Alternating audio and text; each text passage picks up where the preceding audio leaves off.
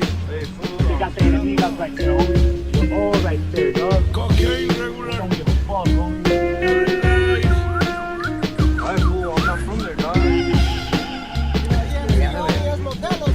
What?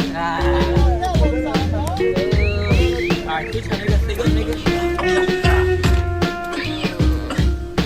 Hey, homie.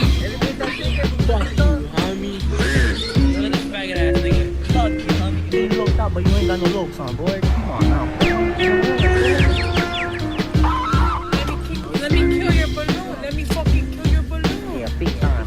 Papa, you've been collecting? What about our share, home? Fuck, puppy. Me too. You told me you were broke, you said. We not fucking pay, pal. What's up, gangbanging in the scooter, though? Hey, show the fools how to use it, homie. Órale, vato, that's too much sauce, homie.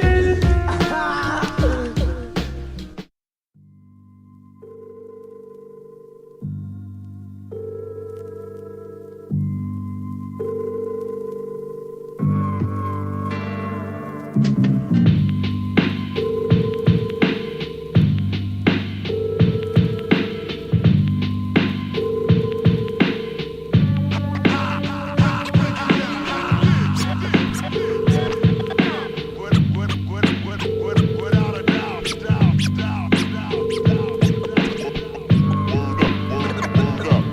Like that, sure. You know I don't stop that.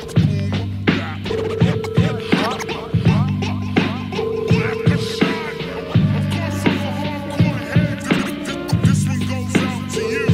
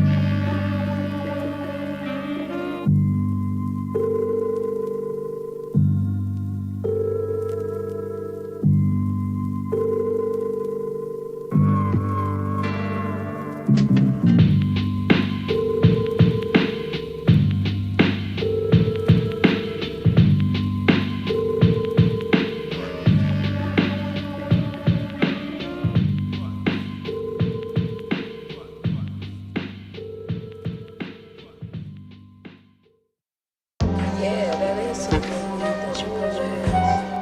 Where did he get it at? Or have, I don't know, you won't tell me. That sucks, you probably don't want to tell you about it. 'Cause it's kind of whack.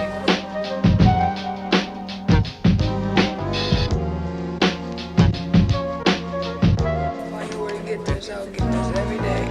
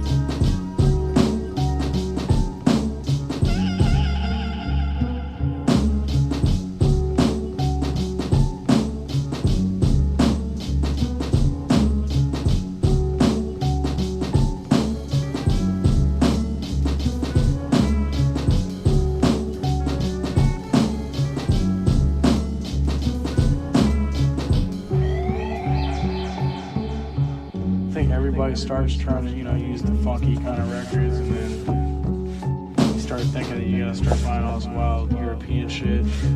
And I think I'm past that phase now.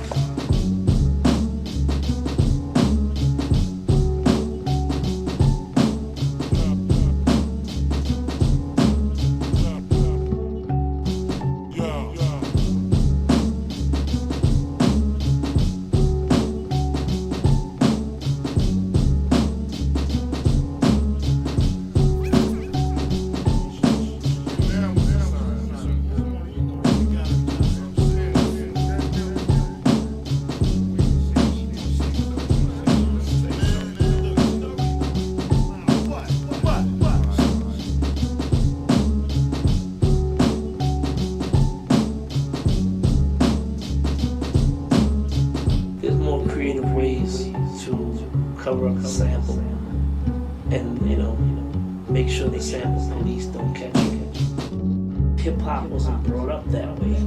Hip hop evolved through sampling.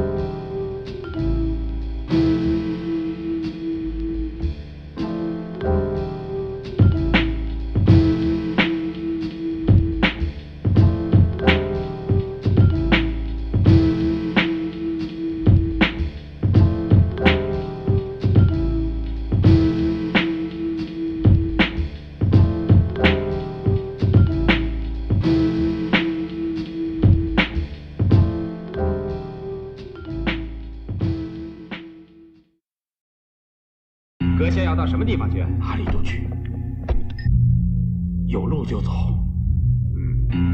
前面并没有路，只有荒漠。再往前走，就是死路一条的沙漠。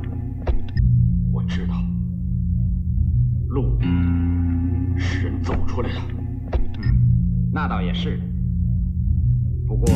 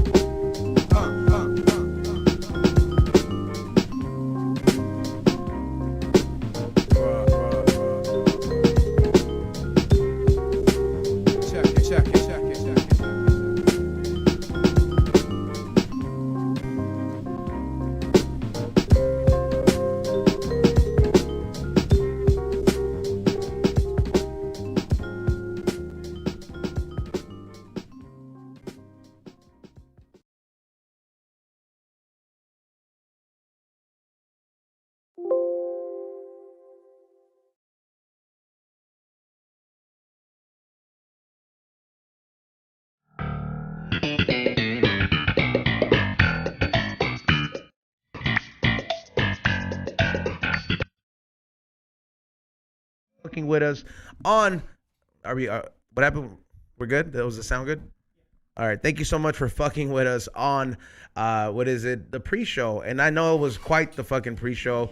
It went on longer than expected. You know what I mean? It went on longer than expected on there. Nonetheless, thank you guys for being a part of it, despite all the crazy shit. Because that was quite the mess that we walked in here too. And I was just like, man, I don't know.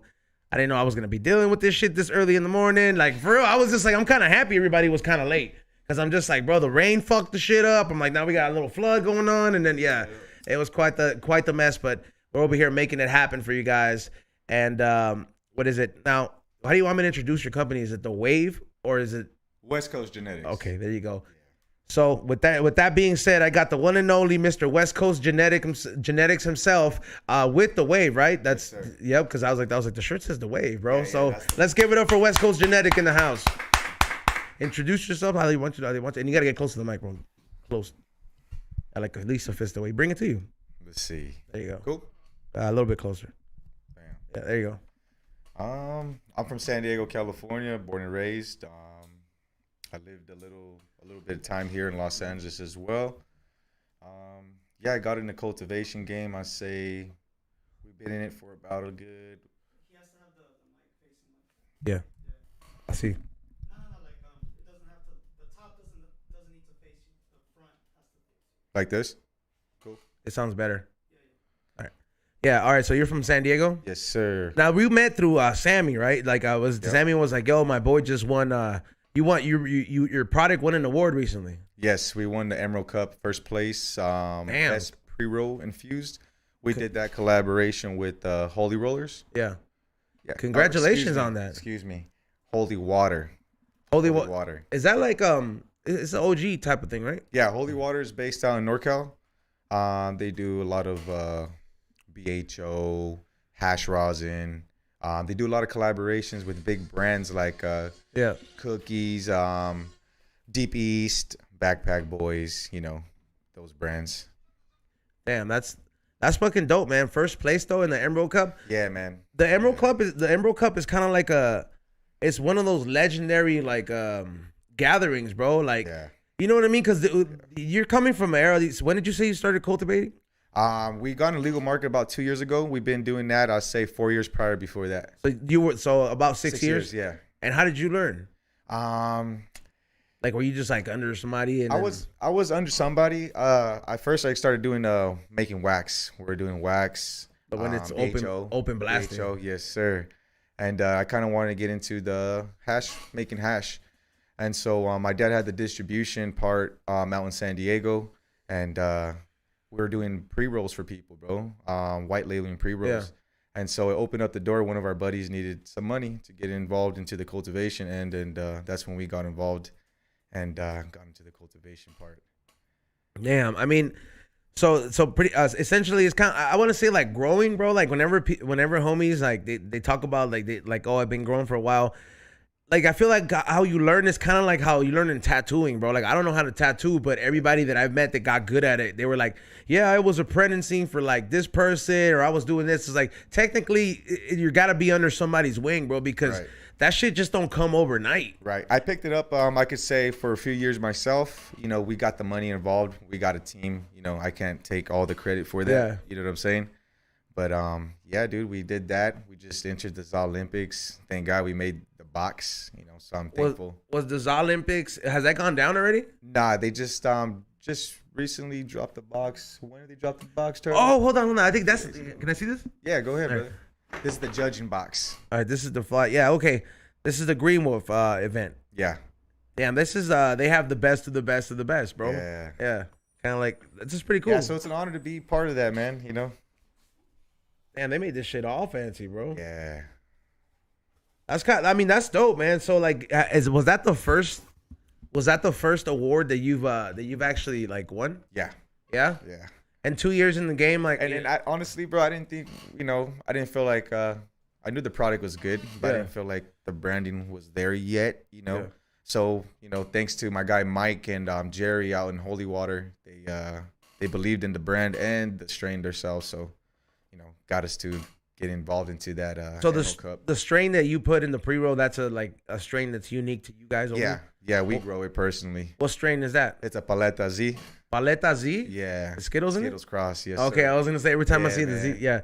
All right, so Paleta Z, and do you say what the cross is, or? I really try to keep all right. it So as possible. It's a secret ingredient. All right, I try, you know, but you know, I'll tell you a little later, bro. You know. Yeah, no doubt. I mean, I understand. It's kind of like when you know, Kenji, who is partners with B-Roll with this production studio. Yeah. He's known for growing, you know, the insane OG, and one of the first people to have that OG, and like he kind of had that mentality even till this day, where it's just like, I don't want to sell no clones of this shit. This shit is my fucking cut and my pheno that I've had over these years. So it's like it becomes one of the few things where like you can kind of like, it's not that it's okay, but it's kind of like the norm for you to be like, hey, listen, I got the sauce here and I know how to make the sauce, and you just can't. I'm not going to give this up. So it's cool that some people still have that, bro, because nothing pisses me off more, bro, in the market, bro, is when somebody pours the shit out of a new plant or a pheno and it becomes so overplayed, bro, that it's like, I'm like, hey, bro, like I got this shit coming out of my ears, bro. Like I don't even want to smoke this shit. Like, I agree. I started seeing that shit go down. The first time I saw it go down was when Gorilla Glue at a certain point in the market. Yeah. That it was like a new thing. People were like, "Oh, this is sticky. It's not OG, but it's just as heavy." It's you know. So everybody started getting that cut, and it's a big yielder, bro. Literally, it's a good yielder from what I hear. Whether it's on wax or whether it's on it's a yielding flower. So everybody was growing there, bro. And I just remember like going to like different places where I would go shop, and I'm just like, bro, everything is fucking Gorilla Glue, bro. Like you couldn't get away with it. So people, what do you think about those kind of situations when people whore out the plants? You think it's a good thing because we get access to them? Nah, man, I feel like you should control it like the stock market, you know, and, you know, less access to people, the more you control, you know, what the price points of the product you could keep it at. Is that why I mean, now that you bring that, would you say that, is that like the recipe with certain companies, like how, like a Runts or, not to say Runts, let's just say like something on a smaller scale, like Elephant's Growth? You ever heard of them? Yeah, I heard of Elephant. Yeah. Small batch, like yeah. $1,200 a zip type shit, right? It's $1,200. Hold on. If I'm not mistaken, bro. This is the second time we've heard this, right, Ray? Yeah. $1,200 a zip. Yeah. At that point, bro, it's like, who are you smoking that weed with? Yeah, bro, $1,200. Like, I ain't gonna lie, bro. Sometimes I've been cussed, bro. Like, you know what I mean? Like, where I've paid for something voluntarily. Like, you ain't got me, but I was like, I went out of my way. I was like, is this shit really that good? No, for real. Like, is this shit really that good? Like, I was like, motherfuckers are showing up making line over this. Like, is Fidel's really that good? You know, so I went out of my way and I paid for it, right? Yeah. Man, it was good. It was good, bro. Don't get me wrong. But would I do it again? Nah, I don't think so, bro. Yeah, you gotta impress people with, you know, the first time you bring somebody, you know, I mean, introduce somebody to your brand, you know. I feel like you got to make an impression on that, you know. Fidel's a good guy, though. Shout out to it was fine. I'm just saying the price point for me, where I was just like, Yeah, I mean, because I mean, if you know how it is, bro, like, not that like when you're the grower, but like when you know a grower or two that's really good at their shit, and then you become friends, and then it's like you start getting a different kind of price point, and then you're just like, man, you know your shit. I got access to some flame, bro. That is just like that nobody else got access to. I ain't gonna lie, man. I miss those kind of days, bro, where they would be like 1,000. No, not 1,000, but they'll be like a good 50 fucking seed vendors and different wax vendors and different like weed vendors, and everybody was different at a certain. I'm sorry. At a certain point, everybody was different. Like, do you remember the OG? What is it? Cannabis cups for High Times cannabis cups, bro. Yeah. But the OGs one, when they had that, like, they still have a first aid station in some of these, but not so much. Like, they had to have it because they knew that there was people taking dabs at like 103-degree weather in San Bernardino, bro, or like that. I remember going to Adelanto to those events. Oh my God, bro, Adelanto, and that's like later on because that shout out to Dr. K. He's always been for the people. What is it? By the people, for the people. He always has, bro. I ain't never seen such a free market where ain't no bullshit going down. Everybody's just there on their mission. You got Group A who just flew in from fucking Georgia trying to pick up their inventory. You got Group B, which is all connoisseurs, these nerdy kids that have $1,000 rigs and all this shit. Then you got all the sex workers that get hired and all this shit. Right. It's like such a fucking utopia of people, bro. Yeah, and they all come together and it's just like, ain't no bullshit going down.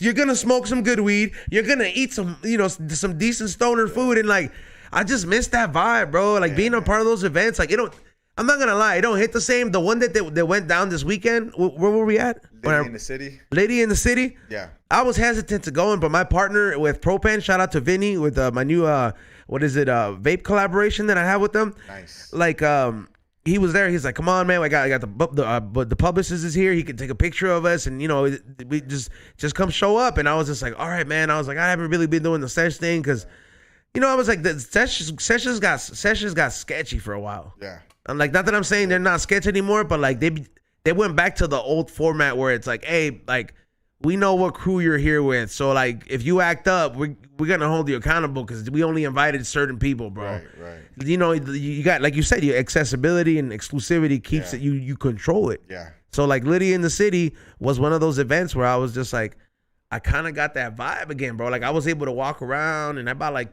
different aids, you know what I mean? Like, and I was Lady in the City was pretty cool because you have a lot of people that are on the market, in the rec market who are there, and so I feel like a lot of people were more on the friendly side. Yeah. More than the trap days. Yeah, it's not like fools that have like 2 Frenchies at home. Everybody like, yeah.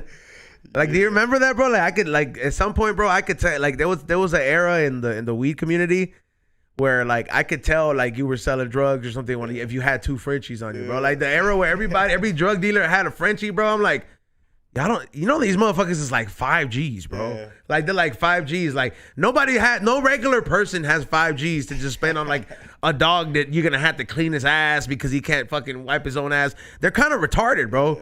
They're really kind of fucking stupid, bro. They can't fuck by themselves. You gotta like for real, like their hips are genetically like, it's a disfigurement, like where they can't fuck, bro. Like the little motherfucker can't get his dick in the fucking. So that's the reason you have to artificially inseminate them, and that's the reason they cost so damn much. I mean, they're kind of cute, but they're ugly, bro. At the same time, like. Yeah, my boy, I got a Frenchie, so my boy got me involved into this shit. He got me involved into the Frenchie game. He West Coast Gotti and Stay Real Frenchies. That's the name of the business, and those guys sell dogs to like Snoop Dogg's people and stuff like that. He had one of the first Frenchies, furry Frenchies in California that was up to like $200K. What? He bought the dog for $200K. Bro, that's a house, dude. I mean, not in California. Let me clarify that, but that's a fucking house, like in Kansas or some shit. Yo, Ray, can you get Sherby's downstairs? It's just like somebody buying their genetics, bro. Buying genetics. You're believing in that genetic to, make you money down the way. Hey, bro, that's a whole different ballgame. Okay, but what if, like, okay, when you buy a $200,000 dog, like, okay, don't get me wrong, bro. there's certain businesses where I'm like, I guess you gotta love it, bro. Because when I see somebody buy a $200,000 bong or a $150,000 bong, I'm like, okay, it's an investment because he's gonna make appearances with this bitch. Yeah. They're gonna invite him to parties, and he's in, it's like a whole big thing. But I get like the dog thing. But is there a guarantee? Like, what if this fool's retarded? Yeah. Like, what if like second birthday, he's like, Yep. and fucking can't breathe no more, and then he just fucking, because pugs be dying like that, bro. Yeah, so and they're like under that fucking under that certain demographic of dogs that they have the breathing problem is serious for certain species. A lot of health issues too. So $200K for a dog, bro. Man, that's just crazy. I know. I would be making fertilizer out of his dog shit, bro. Like I'd be like, yo, we go utilize everything from this dog. Yeah, man. Yeah, like for real. Yeah, literally be utilizing everything about that dog, man. How do you like at that point? Like, how do you He's gonna sit over there. Like at that point, I just don't get like. How many times are you making that dog fuck? Man. So he got the male. So he got the guy to sell his sperm. So he was selling it up to like 5,000 plus, bro. I think that's just I'm saying probably cheaper, bro. He's probably charging a little bit more than that. I had we have a friend, mutual friend. Well, not in between us, but like everybody here that knows him, Predict. He's like he breeds English bulldogs though. So like he was telling me that like that the whole part where it's like it becomes expensive. It's $500 to fucking that somebody has to jerk that dog off. You know what I mean? Technically, and like, and then it doesn't guarantee that this fool's gonna be busting the nut to get the bitch pregnant. Might just have one out the whole litter type shit. And it might not even be like all that great, bro. Like it might just be a basic color, and you're gonna get like 3 G's if that. Yeah, that's wild, man. But like, so you when it comes to your forte, which is genetics, you know what I mean, or like weed genetics, bro. Like, like how do you keep your recipes intact, bro? Just keep reaching out, trying to see what phenos we could cross. Like right now we're doing some pheno hunts right now. Yeah. So just trying to keep it creative overall, not hype it up 6 months to a year and try to. A lot of people are coming out with new genetics and new strains every 3 to 6 months, bro. I want to kind of keep it more interesting. They're treating it like the rap game? Yeah, man. I want to be able to hype this shit up for a little, Yeah, because that I said the rap game very thing because that's also a thing we consume. Yeah. You know what I mean? We consume music so fast, and like that accessibility to it at a full, this full accessibility to it, and just a free market, bro. It was cool because a lot of people got to blow up and we got to experience different kind of music, bro. But it became so available where it's like it don't last no more, bro. Yeah, like, so if you do that with genetics, bro, not that I'm saying there's not gonna be people not to smoke that weed, but I can't keep up with it no more, bro. You're right. Like I can't keep up with it, bro. I be seeing some shit where I'm like. Or just people is this just real? Naming a bunch of lemon cherries, a bunch of different shit, bro. Like, they're calling it different kind of runts depending on the bag. Not even that. They're just naming it. I don't know. Just making the bags look creative and nice, which is cool, because you definitely gotta eat it with your eyes before you smoke it, Do you is there a strain that like you feel like I'm like, oh man, like how you said that it became one of those things that's like, hey man, you're gonna just get you by just naming it that. You know what I mean? Cherry. It was one of my favorites when it first came out. I think it's still fire because I would only buy certain weeds. You know what I mean? Yeah. So I'm like, if I didn't have access to that one as much, so when I did, I guess it came as like a little treat. Yeah, man. My first time trying was from was it Jellico? Jellico? Yeah. You ever heard of them? No, I haven't. Oh man, they're a pretty big brand up in the Bay. Them and my guy Gelati, Mr. Gelati, another guy up in Modesto region. Damn. Yeah, man. Like now, back to the product, bro. The one that you want. Do you have one of those? I do. It's actually. We didn't bring no pre-rolls on, bro. We didn't bring no pre-rolls. You entered it and you. No, it's. I mean, I saw that there was some urban there. Find in here, bro. From my understanding, I think it's number. What number we thought it was, bro? Number 25. I like how they have the Lakers logo on there. Like the Lakers have nothing to do with this.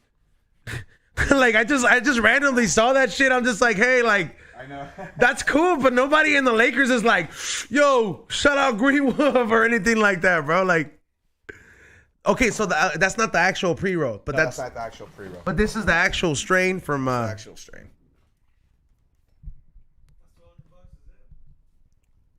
No, I don't know. But I don't. No. That's that elephant growth stuff. Yeah, no, that's on some other shit. They only sell that in mason jars and shit, from what I hear. Yeah. I ain't never met nobody that like has been got by that. You know what I mean? That's been like, yo, I'm smoking this shit. I've been like 1,200. Pretty good stuff though, bro. The elephant's growth. This is the most fire, bro. It's I could definitely tell that it had. All right, so it's purple, number one, but not like completely oversaturated with the purpleness.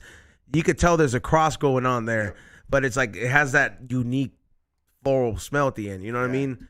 And I'm just saying it's not gonna smell like runts like everything else, bro. I honestly and I hate using that as an example, bro. But like every fucking shop that I walk into or every little shop, it's like, bro, they just have that shit. Like that's the one thing. It's like, what do you want to sell me? Oh, you gotta check out this runt. And it's not even like the real runts because now everybody has that cut. Yep. Everybody has that cut, and they're making that. There's different cuts of runs for sure. Do you want to roll up? You need a rolling tray? Yeah. What number are we at now? Number 4? Let me get you a rolling tray. Me and my guy Turtle are trying to get it down in the roll. This one right here smells good. It's a nice gelato, lemon cherry. And you just barely got this today? What, the box? Yeah. I picked it up, I think, 2 days ago. This smells like lemon cherry, bro. Yeah. Right? All right. Yeah. You could. All right. Like, how many of those entries did you? I don't know. This is the first one I smell. Yeah. What's All up, right. brother? Abel. Nice to meet you. Got to put the headphones on and what is it? And just a fist away from the mic so we can all hear you. And yeah, we are live. I was like, I'm telling you, today was gonna be a busy panel, and I was like, the comedian homies down there too. Damn it. What I see. Just get in front of the mic. Appreciate it, guys. Yeah, don't even trip, man.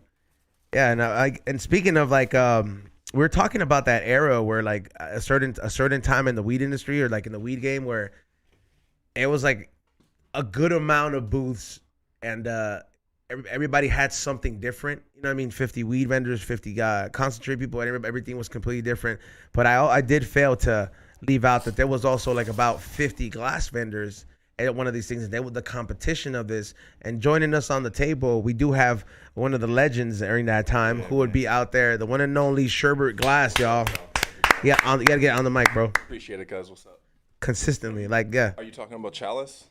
Yeah, that was like one of the events that you like scoot up closer to it. I know it's like Cool. yeah, and then just like at least like real close. Okay, I got you. Yeah, there you go. Because that's what you can hear yourself on the headphones. Okay, cool. All right, but yeah, Chalice was one of those events too. Were you at Chalice, dog? I wasn't. Dog, I camped out. I was in the RVs, dog. I was in the RVs. We had fun out there in the desert. That's sick, bro. I definitely had a pencil done by you. Oh, cool. That's what's up. Yeah, man. Yeah, that's I picked where I it got up at stuff out there. Funky Monkey smoke shop out in San Diego. Nice. That's wild, man. To you know, he's a grower. He just he won best pre-roll at the Emerald Cup. Yeah, best pre-roll. Yeah, Nice, way to and go. yeah, and you know, we were talking about that different time era, bro.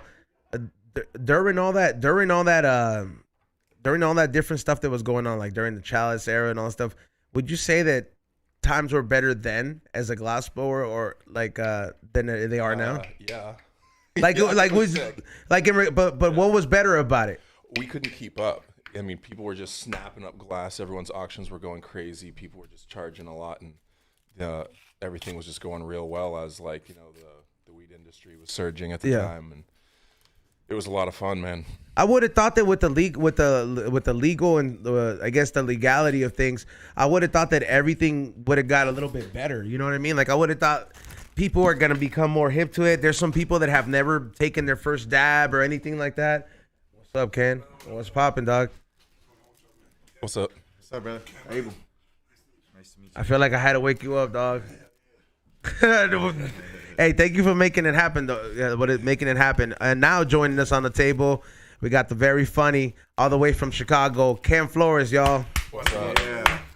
Appreciate y'all having me, man. Sorry I'm late, brother. Don't even trip, dog. Underestimated the LA traffic. That shit crazy. You're not used to it yet, or what? And then I had to go up them stairs, bitch. Hey, for a second, I was like, what's taking so long? I got here 30 minutes ago. Those stairs fucked me up. You want some water, fool? I'll take some water. I got you. There's some right here.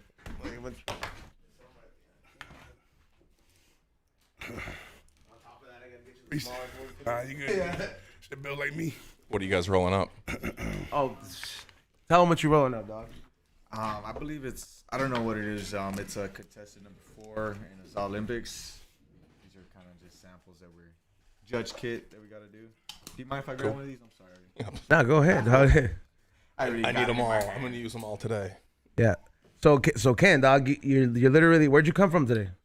Shit, I was at the pad right now. I ain't gonna lie to you. No, I mean, like, I know you're just, but you just like flew, like you literally been traveling everywhere. Congratulations on that, by the way.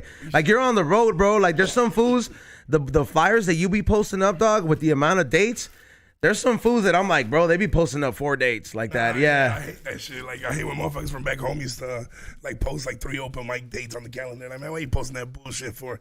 But like, yeah, man, I just started booking all kinds of crazy shit. The homie Felipe Esparza's been helping me out with some bookings and shit, you feel me? But right now I got back from, I left for 2 weeks. I was in San Antonio. From San Antonio, I went to Chicago. I did 7 shows. So my voice is a little fucked up. And then from San Antonio, I went to Oklahoma City. And then from Oklahoma, I went to Austin, Texas. And I just got back and I leave again tomorrow to Sacramento. I got 2 sold out shows. Damn, dog, fucking doing it up, dog, for real, man. Appreciate y'all, man. Like for real, dog. Like, and I got the chance to see. That's when we linked up. Was at the Paul Rodriguez show. Man, bro. Yeah. And then I was like, I know you were supposed to headline that day, no, or something like that. I mean, not headline, but I was like, I had promoted it because they told me that I promoted it. We'll give you like extra time. I'll give you 20 minutes. I was like, all right, fuck it, I'll promote it. And then this fool goes up and does an hour. I was like, come on. Yeah, I was like, when I looked at the time, I'm like, hey, man, it's been past 30. Yeah, I was like, those jokes are funny, but they were also funny 20 years ago when he wrote them. Like, God damn. Man. How long you been doing comedy for? This is my 5th year, bro. Damn, dog, in 5 years, dog? And you're originally from Chicago? Hell yeah, bro. I had to, bro. Like, I just knew I didn't want to go back to school. I couldn't do school. I was a drug addict and shit. I was like what kind of drugs? Cocaine and shit. Like, yeah. I mean, I'm a drug addict still, but cocaine is good. But like, cocaine is so good, but it's bad too. You know that's what I'm saying. Like, I had to stop. I was just like going like in between. I was getting paid and then looking for places to get fucked up and shit. Oh, you were Felipe Esparzaing it type shit. Yeah. And that's why I really like him a lot because he like is an inspiration to me. Like you could be like in the gutter and still, redemption, like, make it out right. And then yeah, bro, I was just getting fucked up every weekend, and I was like, I need to do something with my life. And then the comedy shit, I was like, there's no plan B. There's no other option. If this shit don't work out, like, it's a race against, like, either I die or this shit start to work out. You just didn't think about stop doing coke? Nah, hell no. Like, let's say I was like, either I die, this has to work out. Yeah, because I drank myself to a point in life where I couldn't be living that life without drinking anymore, you feel me? Like, I needed to be fucked up at all times. And I'm barely right now making the transition into, like, being healthier because now the shit's happening, you do spots at the Improv, at the Comedy Store. You run into people who are, like, my heroes and shit, you feel me? And I'm like, all right, like... You're like, they all stop, not all of them do coke? Well, not even. Because like, I feel you, bro. I'm knowing the people that you're running into, it's like, I've had some of these people on my show, and then, like, I've also been in the bathroom with some of these people. Yeah. You know what I mean? Like... I mean, to my surprise, like, in Hollywood, most people... I got into comedy because I was trying to stop doing drugs. Come to find out when you're, like, at the open mic level coming up, everybody does them. You feel me? But like in Hollywood, most of these motherfuckers have already been touring for years and shit. They're not. They're drinking teas. They're fucking drinking waters. So last night I went to the Improv. I had a spot at the Improv and I had a fucking little hot tea and shit. But you gotta make the change in order for this shit for the longevity in this game. You gotta make the change or else you're gonna die within a year. And I feel like I was just downward spiral. So now I'm like, all right, I can make it happen. It's already happening. Let's try to change my life around a little bit, my lifestyle at least. That's right. I mean, hey, man, that's dope that you're at least acknowledging that. Do you guys go to, you go to the comedy scene at all, fool? You got the mic, fool. Yeah, I know. It's like we get high and you want to smoke? I smoke with y'all. I got a little... No, don't even trip. Let me see the tray. I'll roll something out for you. Yeah, but do you go to comedy shows, fool? Yeah, I went to one in San Diego, a few of them in San Diego in downtown. The American Comedy. Club. Yeah, that place is pretty cool. It's small as hell though. They got like 3 clubs in the same block. Yeah, they do. Yeah. The Laugh Factory, bro. Yeah, they're right next door to each other. Yeah. Yeah. What about you, Sherb? What about? You be going out in Massachusetts, the comedy scene, you know? No, I haven't been to any comedy shows. I feel like you don't leave your apartment, fool. Like, I feel like every time it's just like I went bike riding, but that's about it. Cause you be riding with those fools that like they just be like this will be going in the masses. Number one, he's a glass blower. He's a genetic cultivator, so he just won an award in the Emerald Cup for best pre-roll, and he grows some great fire, bro. Congrats. I just consume both of these things, you know. Like, yeah, bro. About to roll you up some fat ass joints, bro. Man, let's get it. But yeah, you don't. Can I roll something? Yeah, you don't no comedy scene out there in Mass. No, I have a couple friends that have done open mic night here and there, but that was a while ago. I never made it out to go see them. You're from? I'll go to a concert once in a while, rap show or something, but not too many comedy shows. You from Boston? Yeah, I grew up just outside Boston, like 30 minutes. I fuck with Boston, bro. Cool, that's what's up. Some shows in Boston, bro. Some of the best audiences. A lot of Puerto Ricans I didn't even fucking know that they were all up there. Damn, Puerto Ricans made it that far? Yeah, bro. But I also had one of my worst sets in Boston because. Can you pass me the grinder, homie? I did a show with Thank you. I did a show because there's a lot of people with money over there. I did a show with a whole bunch of Harvard graduates, and like my jokes were like I guess too dumb for them. Like they were just looking at me like I was a dumbass and shit. But it was fun though. I like Boston. It's beautiful. That's cool. Hell yeah. Good food. Good food over there. Oh too. yeah, definitely, yeah. I mean, I've been to Boston before, but it's been to this steakhouse. Like, it's like a famous steakhouse, and it was just because we were driving from like this one. They had this like cannabis cup, bro, and it was like such a hippie fucking ass cup. It was like in some farm, fool. But there was some hitters there, bro. Like there was some shit there. Like everybody would go there to pick up. Those, you know, those old weed swami days. You ever go to some of those? Man, I like in Chicago. There's a small company called Sessions. They just started doing like the whole weed events and everything like that. But like, not really. I wasn't in the game like that. No. Nah.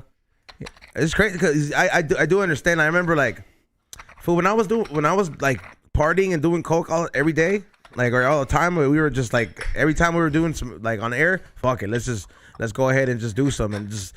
I remember I would be having weed and it would just all accumulate because I wouldn't be smoking it as much. Yeah. It doesn't taste good, huh? Nah, it's like you either up or you down. You feel me? Like you do both. You just like stuck in the middle, which is horrible. I'll go like on a bender, you know. Like I'll start drinking like Thursday night. I was at work drunk as fuck on Friday, and then like keep it going Saturday, Sunday. Like on Sunday night when I was trying to come down, that's when I would like finally eat and like smoke all the weed I had, you know, just to try to come down and shit, man. But well, yeah, what kind of work were you doing before that, fool? Like, bro, I believe it or not, I actually had a decent like job. I was working at leasing apartments. Like you're a property management type shit. Yeah. Exactly what it was. I was a property manager at an apartment complex, bro. And you were just making everyone laugh so much. They're like, you should do stand-up. Bro, like, actually, right before I got that job, I was working at a bank. I was a teller at PNC Bank. It's out there on the East Coast. And anyway, I was a teller there, and the guy that owned the comedy club, he would come and do deposits, and he'll be like, man, every time he'll come in, I'll just fuck around with him. He'll be like, man, you're funny. Like, you need to come do open mic. And he'll tell me, I was like, nah, that shit weak as fuck. That shit weak as fuck? Yeah, I was like, I just felt like it was like, I could never do that shit, you feel me? And then, did you have homies at all that did it? Like, did you know anybody? Nobody. Like, most people from like where I'm from come to comedy shows for the first time because they never even knew anybody that did it or knew any other comedians besides like George Lopez or Fluffy, and that's it. They didn't even know it's a whole different world, you know? Especially Latinos. Yeah, exactly. So when I went to one day I just went like on some fucking shit. I went to check it out. And like it was like 40 motherfuckers that went up and open mic night. It was like thank you, appreciate you. Yeah. And they went up and I ain't gonna lie, bro. I was like, these motherfuckers suck. Like if they could go do that shit, then I could definitely do some shit like that. And I went up and shit. I mean, you know, once you get that first laugh, you get hooked. What was your opening joke? How would you start with? I know you remember. Man, it was like some hack ass fat shit. Like I ain't gonna lie, it was like something that had to do with the stairs coming into the motherfucking place too, because they had stairs going into the spot. And I was like, man, fuck them stairs. Like, I feel high as fuck. I ain't even smoke. I'm just dizzy off the fucking trying to catch my breath. Something like that, bro. And then I did a bit on watching like Marley and Me or some goofy shit, you know, like. But it Marley was, and Me it make you cry, fool. Yeah, I got a whole bit. I actually like still do it sometimes when I'm doing like my hour. But like, yeah, I just I remember like just getting enough laughs that it kept me going. Of course, the next 2-3 times I bombed and ate dicks the whole time, but I was already hooked by then. You know, I got a very addictive personality. I'm addicted to cocaine, food, and comedy. Damn, that's the Steve. It's Chris Farley. Yeah. Yeah, fool. Like this, you gotta. I mean, look. Don't get me wrong. Like, it's hard to stay away from coke in the comedy scene. Bro. Yeah, I was actually, when I was in Chicago this weekend, I was staying at the hotel across the street from the John Hancock, which is the building where Chris Farley died in. And I was just staring at it, bro. I'm staring at it like 4 a.m. Had a bitch laying on the bed that I don't even know. I'm all geeked as fuck. Mountain of coke on the fucking table. And I'm just fucking like, you know, got food there. Like, I'm just like, damn. Like, you just stare at the food when you're coked out, too. Yeah, because I can't even eat you can't even eat it, bro. That's weird. I'm like, damn. Like, I'm living the life I want, but how long is this going to last, you know? I don't know how you fuck bitches on coke. I can't fuck these bitches. It's immediate. It's immediate. You got to reach immediate, bro. Yeah. Like, there's a thin line where it's like, only you know where it's like, I passed the line and I'm gonna have to eat some pussy tonight, or you fucking, you're like, I should stop doing cocaine and maybe fuck this bitch so we could all be happy. You know what I mean? Like, yeah, like it becomes like that, bro. With the addiction is like, it overcomes everything, bro. Like some, I got homies, I got friends that I've toured with that are addicted to sex. Like, if they don't got no pussy, that's a real addiction, fool. A real addiction. But I've never met any. That's not white. You know what I mean? Like, I'll tell you about some off air. But like if I was gonna perform or do a big show and I didn't have a sack on me of coke that I could do, I don't even have to do it before the show. But if I didn't have a sack on me, I wouldn't even perform comfortably because I'm like, damn, now I gotta go fucking looking for a sack after my set. Same thing with them. If they don't got a bitch lined up, they're not even feeling good or comfortable. They're like, man, now I gotta go hunt for some pussy after this. It's a real addiction, you feel me? Like, damn, like that. But like I'll have a bitch ready to fuck a bad bitch too, just cause off the strength of like seeing you kill the show or whatever, and I'll just like not give a fuck cause I got a whole bunch of coke. I'd rather do the coke. It sucks though, you feel me? Like, obviously at the end of the night, you're just beating your dick for 2 hours. Like, fuck, I should have stopped doing this bullshit. I could have fucked and I could have been sleeping already. Fool, sometimes when you're coked out, bro, and you have to beat off, dog, that shit be getting rosado, dog. Bro. You know, like for real, dog. That's the saddest shit in the world. When you're in a hotel room and the fucking, the sun is already beaming through the window and you're just like grinding your teeth trying to beat off and shit. It is, bro. Like I cause I ain't gonna lie, man. Like I have an addictive personality too, but I also recognize like, hey, this is not gonna lead anywhere good. And I've also have people around me that like, for a while there was people around me that would be like, no, let's keep doing coke. And then you started listening to the people that are like, fool, such and such died the other day. Such and such died, because it's crazy, bro. There was, yeah, man. Especially now these days. You ever get that? You ever get those scares, fool? Luckily, like everybody around me right now has been real positive with the changes. Like they're all like, "Hey, bro, you gotta." I mean, like in your sick one days, like where you're like, "Damn, this," because you know when you're laying in bed and you're just like, "I think I'm gonna go out this time." Oh, bro, like once a month. Like, damn, fool. The last time that it was really bad, bro, I was doing a podcast. I was in my apartment. I wasn't even out here yet like that. I was in my apartment and I had some young kids from my hometown that were like musicians, and I was interviewing them. And the camera kept flipping, you know, so we only had 2 cameras. So when they would talk, the camera would be on them. When I would talk, it would be on me. So every time it would be on them, I'll go in the bag and just take fat-ass bumps, you know, just because I knew when the camera would be on me, I couldn't take no more bumps. So, bro, I took so many bumps. Halfway through the podcast, I was like, all right, y'all got to get the fuck out of here. I kicked them out. I wrapped up the podcast because I couldn't even breathe anymore. I was like hot as fuck. I took off my fucking clothes, bro. I'm walking around the apartment naked and shit. And I had like a brain freeze. Like I had shortness of breath. I started Googling shit. It was like, oh, you're having like a heart attack. Like you're about to die type shit. It sounds like you got that old school coke, that shit that was cut with speed. Type shit, bro. Cause that's what they used to cut it with before. It wasn't like it wasn't no fat, nothing like that. No, for real. Like before, like if you would get some cut shit, bro, like I've done shit that was like had some speed in it, and I was like, yeah, this is not normal. Like I gotta fucking be up for like hell hours. Yeah, my uncle out here in the valley, that fool served me crystal. I gave him some bread to give me an 8-ball when I was visiting only, and that motherfucker gave me some shit, and I hit it, and that shit hurt my face, and I was like, what the fuck is this? He's like, oh, it's cri-cri. What the fuck is that? He's like, it's crystal. They didn't have coke. I'm like, man, they call me, make an executive decision. You just bought it. So I had like $200 worth of fucking crystal meth. I did that shit though. Damn, fool. That's I did that shit, bro. I wasn't gonna return it, and I was definitely not about to lose $200. You know? I was like, fuck. I was on a sick one that whole week. Fuck me a prostitute in Van Nuys in her fucking RV. In their RV. Right, she was parked right next to the Costco in Van Nuys. Damn, dog. Hey, dog. It's this. Candace is real as it gets, dog. Yeah, bro. It's like he's just letting you. Yeah, bro. It's like he's letting you know, man. You know what though? It's like you do remind me of like the stories of like meeting somebody like everybody that has known Felipe Esparza for a long ass time, dog. Like I've got to know that fool, but I got to know the clean fool, like Burley, like coming off and everything was kind of cool, you know.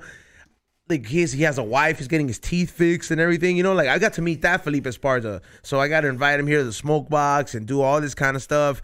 But I also have met friends that he's been having around him for years, and they tell me stories that like, damn, dog, like the kind of stories that you telling me, I'm like, some people hate him. Some people can't be around him, even now that he's clean, because of the shit that he's done before, you know? Like, you go to comedy clubs and you hear stories about, like, man, that motherfucker used to come in here, like he'll be in the city robbing houses in the motherfucking city. Yeah. Just to get money to get fucked up. You give me like Joey Diaz kind of vibes. I mean, you like Joey Diaz? I love Joey Diaz. All of that, Joey Diaz, Patrice O'Neal, Felipe Esparza, like, those are my heroes. I just like real shit, you feel me? Like, be as real as you could possibly be, and that's it. You know, I feel like we live in a world with too much fake shit and people pretending to be real because they think that real is just being tough, but it's not. Or being verified on Instagram. That weekend shit, man. That shit, none of that shit mattered to me. You feel me? But obviously, I'm gonna take it because that's what the bookies come with. You feel me? But yeah. At the same time, it's like if you're a solid individual, man. If you're real and you're funny, or it'll work out. Or if you got your heart into whatever it is you're doing, it'll work out. What's the best, like what's the best thing that has come out of this for you, dog? Shit, financially, bro.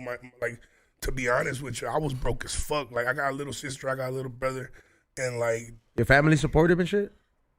I mean, as long as I'm not in a garage doing drugs, they're like, hell yeah, fuck it. Like, stand up was a step up for me. You feel me? Like, yeah. They're like, now he's in a hotel doing drugs. Yeah, you know, but like, yeah, I mean, I feel like there were so many years where my little brother, my little sister, they'll be like, oh, you know, can I get $50? We're going on a field trip today, and I'll be like, oh, I don't got it, you know. Yeah, like any. That's the new 20. Yeah, but you know, they go to Six Flags or whatever, you know. I'm like, man, I wish all those years I could have been big bro, you feel me? But I couldn't because I was a junkie, I was a piece of shit. So now, like, I guess I extra compensate, you feel me? Like, I try to give them everything that I can now. But the money, bro, I'm not going to sit here and lie and be like, I could see the world. Nah, man. To have money in my pocket, bro, it means a lot to me. Just to be able to even Uber here and do this. I used to not have money for that. See, bro, like, I like that you point that out, bro, because a lot of people think that, you know, there's going to be a lot of people that tell you that money isn't everything, and that is very true. Money is not necessarily but the whole thing, but it's like some of us, we come from situations where you're kind of like financially crippled from the beginning, bro. You know what I mean? Like you're just like, hey, man, like I ain't really have these kind of resources around me like that for me to kind of like try to get a hustle or learn a trade or none of this shit. So you end up falling into bad habits and doing all this kind of shit. But, you know, that doesn't take away to the fact that, like, if you, like, you know, being broke, but like when you say, oh, if I had some money, it's not to say I want to just buy myself nice shit. It's almost like, do you want to just be the good person that you're supposed to be for your family, but because you're in a situation where you're kind of fucked and you don't have no money coming in and you're just, you know what I'm saying? Like I do get that feeling where you're like, damn, they would ask me before and I would be like, I don't got it, you know? Yeah. And I've always had a good heart. Like, I always wanted to be the person that could be like, oh, don't even worry about it. I got it, or whatever, you know. And now it's like, it's a big food trait. I could never do it, even if I wanted to. Now, I mean, not even to speak on this situation, but I still got my apartment back home, and my homie, he's going through some shit right now, and he's like, bro, like, let me crash there. You know, I'm trying to get some money together, get my own spot. And I was like, well, fuck it, I'll pay the rent. You crash there, because he's gave me rides so many times, looked out for me so many times. So just the ability to be living here, paying my rent here, and being able to help him out there, just like it changes a lot of things. You feel me? It makes it you know, it makes me feel good that I'm finally able to help. Like, people don't look at me as a burden, but more of like a helping hand. And yeah, man, it's kind of like, I feel like I've always had that attitude of like the carry. Like, people always kind of respected me as like, oh, that's big bro ass. Even if I was broke as fuck. So now that I got the resources that I need to get the money and I can help and put my people in position, it's like everything's falling into place. You feel me? Like, sometimes you're always that person that you need to be, but you just need to get there, like, financially or whatever. You feel me? Now it's like I got my homie. He works for me. You know, he's taking care of all my business type of, like, all my management contract shit like that. And I mean, he was the one that was letting me borrow $20 every other fucking Friday. Is that who you tour with, Renee? Yeah, no, that's Renee. But I tour with this other guy too. He's my management side of things. That's dope, man. And if you grew up in Chicago, dog, like, so what's up? Like, what's the scene out there? Is the black comedy, like, you know, like if I would think that's like, you got like a Cedric the Entertainer type of club or something like. It's real segregated. Chicago's a segregated city. Like that, fool? Like, yeah, very. It's like Latinos. It's like Cali type shit, like. Or I think Cali's different, bro. Like, it's like LA. Yeah, but it's different. Like, in the South Side of Chicago, there's only black people.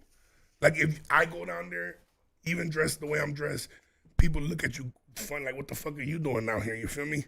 And then the North Side is all like rich white people, but there's also hood ass motherfuckers like I'm from Humboldt Park. That's the neighborhood where the Latin Kings originated from. Yes, right. A lot of Puerto Ricans, a lot of Mexicans. But people look at it like people from outside. They're like, oh, the North Side. That means it's nice. You want to be from the South Side, but not necessarily the case. But as far as the comedy goes, in the North Side, which is where you got the big clubs, you got the Laugh Factory, the Zanies, you know, all the big names. And then the South Side, you got the clubs that are owned by like D. Ray Davis, the Riddles, you know. And people, unfortunately, don't cross over. Either you're a Southside comic or a Northside comic. And it sucks because there's very funny motherfuckers in the Southside that will kill in the Northside. And there's also very funny motherfuckers in the Northside that will kill in the Southside, but they just don't cross paths. When I think Southside, I just think like Kanye West. Like, you know, because he always shot it out in the beginning. He's like, you know, and I'm like, oh. But I didn't know it was like that because I ain't never been to Chicago, though. I didn't know it was segregated like that. Yeah, Twisted from Chicago, too. Twisted from Chicago. Have you been to Chicago? Have you been to Chicago?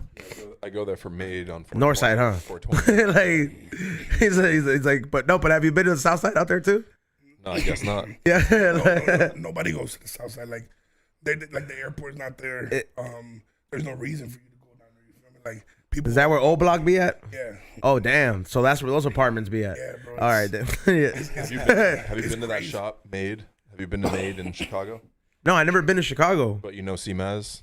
Okay, yeah, he's had a shop since like probably like 2010. It's pretty epic spot, actually. Is that like a glass smoke shop?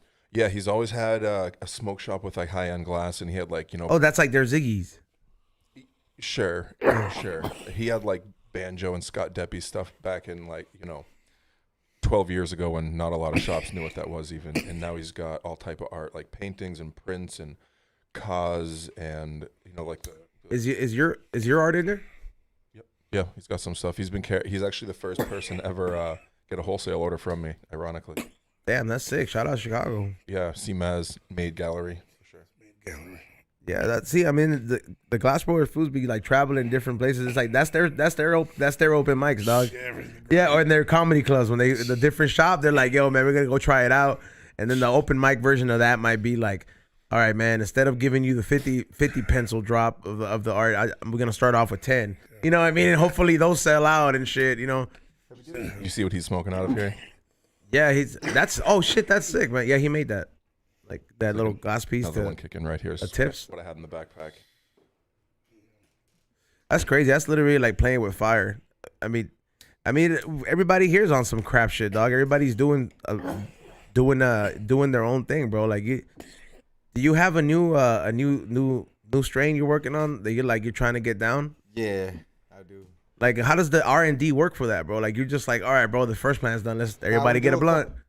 Yeah, that's exactly what we do. We have a couple different phenos we work with, and whatever ones,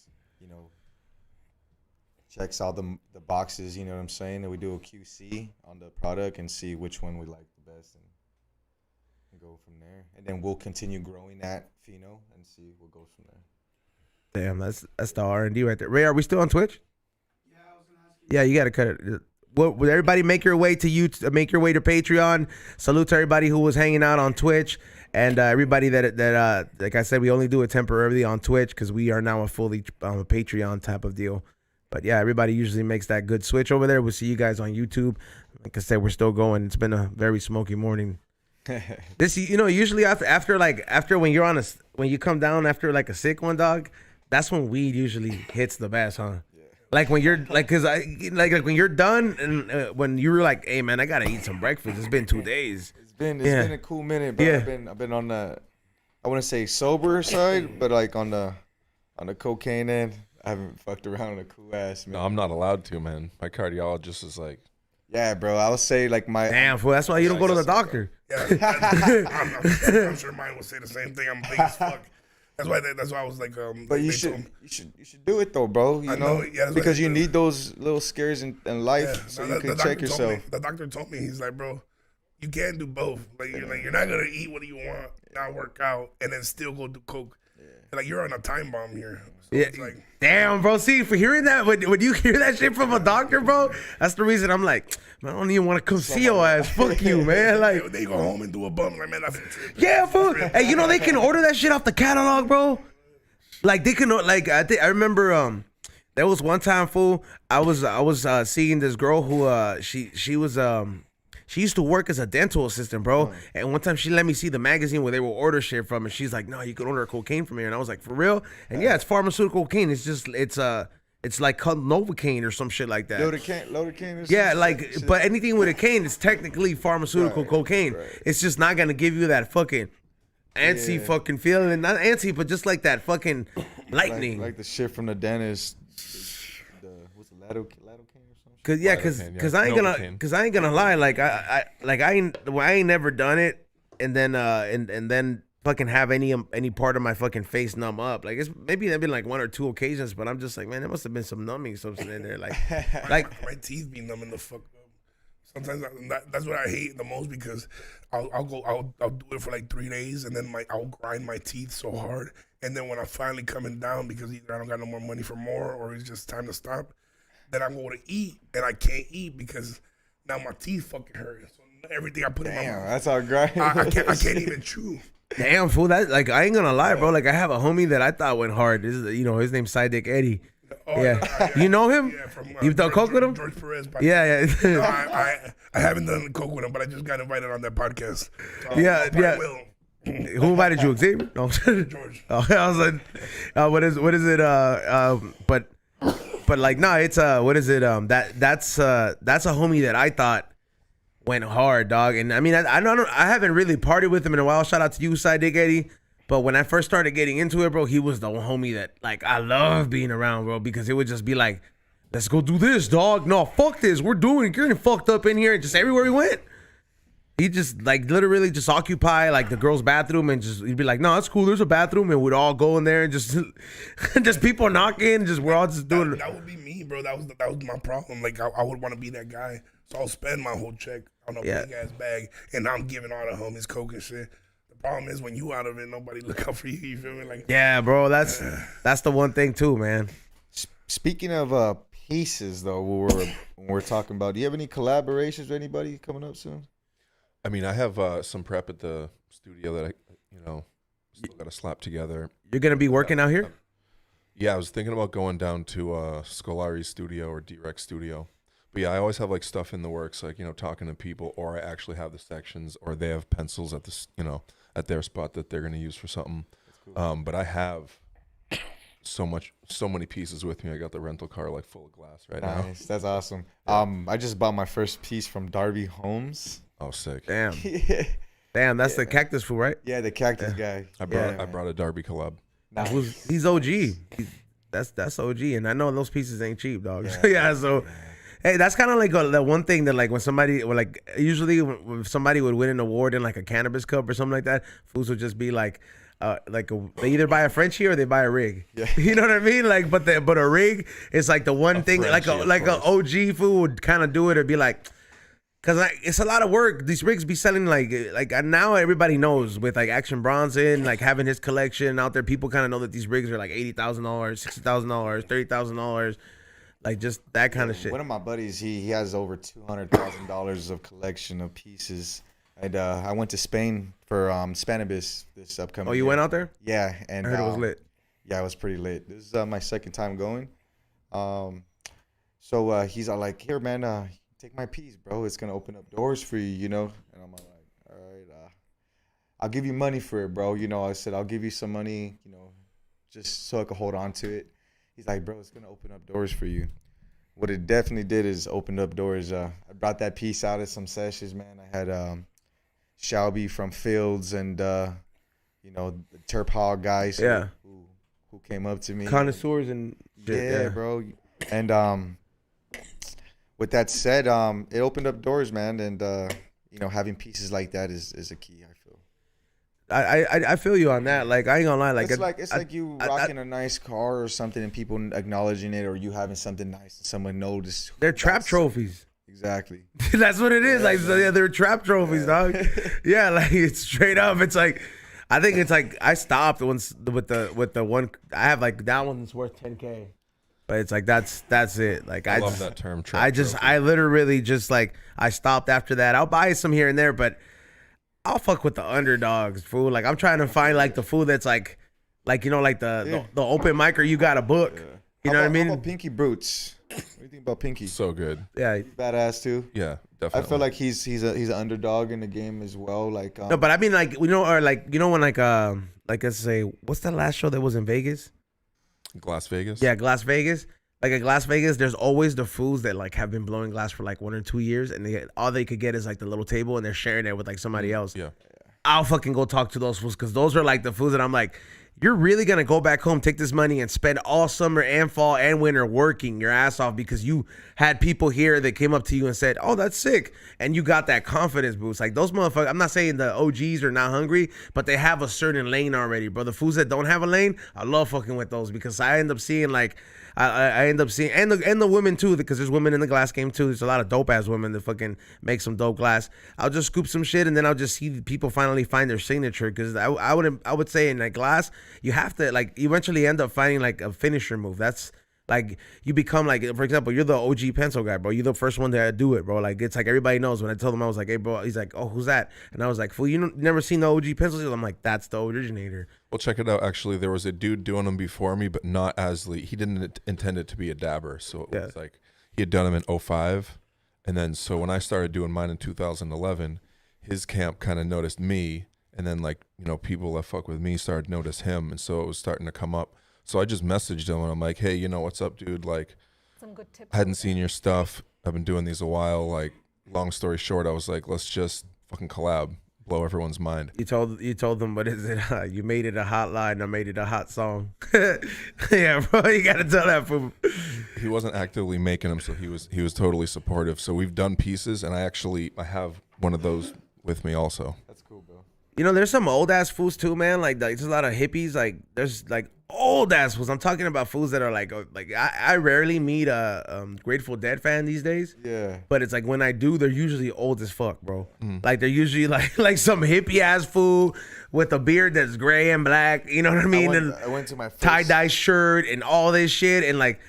Some of those old ass fools, they be doing some glass too, dog. Like and they be like they might not make some of the headiest spoon pipes. They ain't making nothing crazy, but that fucking makes some crazy shit too. I like meeting those kind of fools too. I went to a pretty cool Grateful Dead and Co show.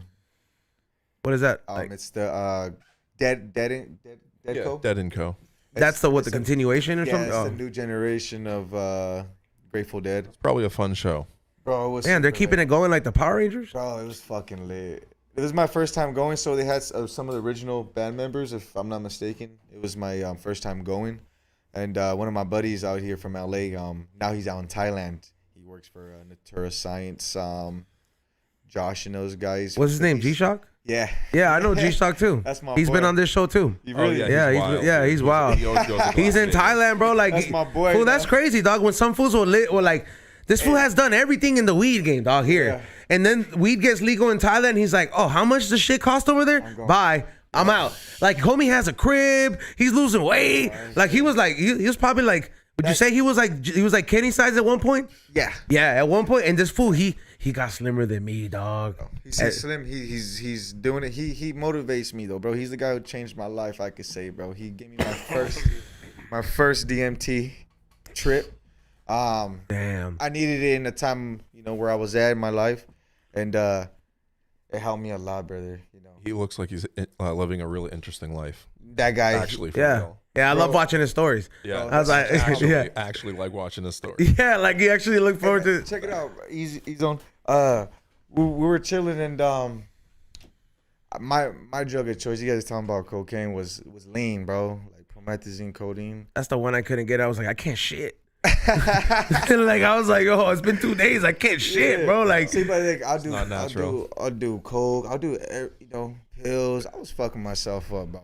Long story short, we had a business meeting at the table. I was like passed out at the table, like in front of some people, Yeah. And later he's all like, hey man, I can't, we can't do business right now, bro. You're not moving right, and like the old me would be like, man, fuck that guy. You know what I'm saying? Who are you to Yeah, tell me that? Yeah, man. But I really fucked with the person he was, and he meant good intentions. You know what I'm saying? There's people who genuinely fuck with you, and there's people who don't care, And so I seen him doing a 75-day hard challenge, So I tried getting all my shit, failed multiple times, but still didn't finish it.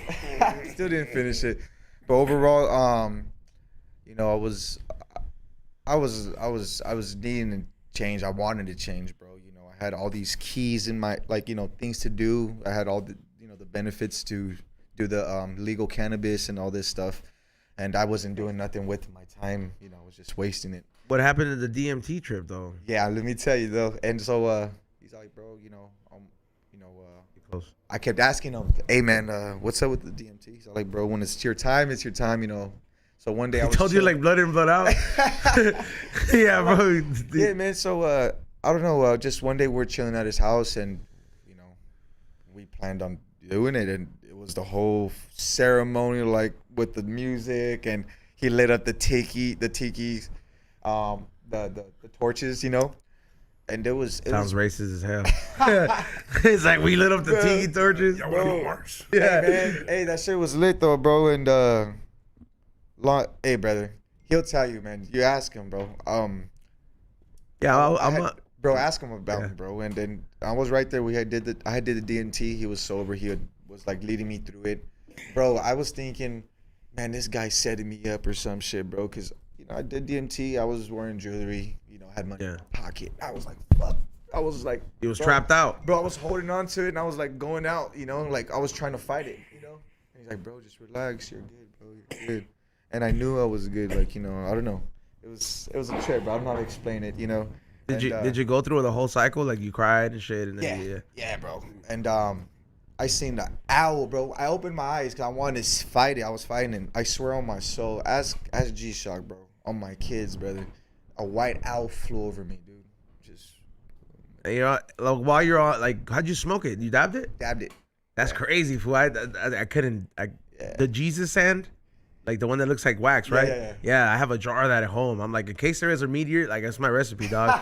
In case a meteor would ever come hit the earth, bro, and they're like, it's counting down. I'm locking my fucking house, and I'm just gonna be like, all right, dude, I'm gonna do what I fucking want to do at the moment, but I'm gonna smoke this jar of DMT. It's like an eighth of it, bro. And I'm just like, if they tell you it's an hour is gonna go by, why am I gonna go out there and run over people, kill people, rob shit? I have an hour. I'm not even gonna enjoy the shit I'm gonna steal, bro. I'm gonna just do this to hit a DMT and maybe watch the Mario movie or some shit, man, and that just fucking like just go out peaceful and be like, yeah, the world's going to shit, but everything's going with it. Hey, brother, that changed my life, though, guys. I'm not even lying to you guys, man. Like, yeah. Can you ever done psychedelics, dog? Nah, never, bro. That's the thing. People like I do so much coke, and people think that I do everything else. Nah. Oh, bro. you gotta. Never. I was one of those fools Mushrooms. that Try did with everything mushrooms. though. Never did shrooms. I Try never, with- never you did gotta try acid.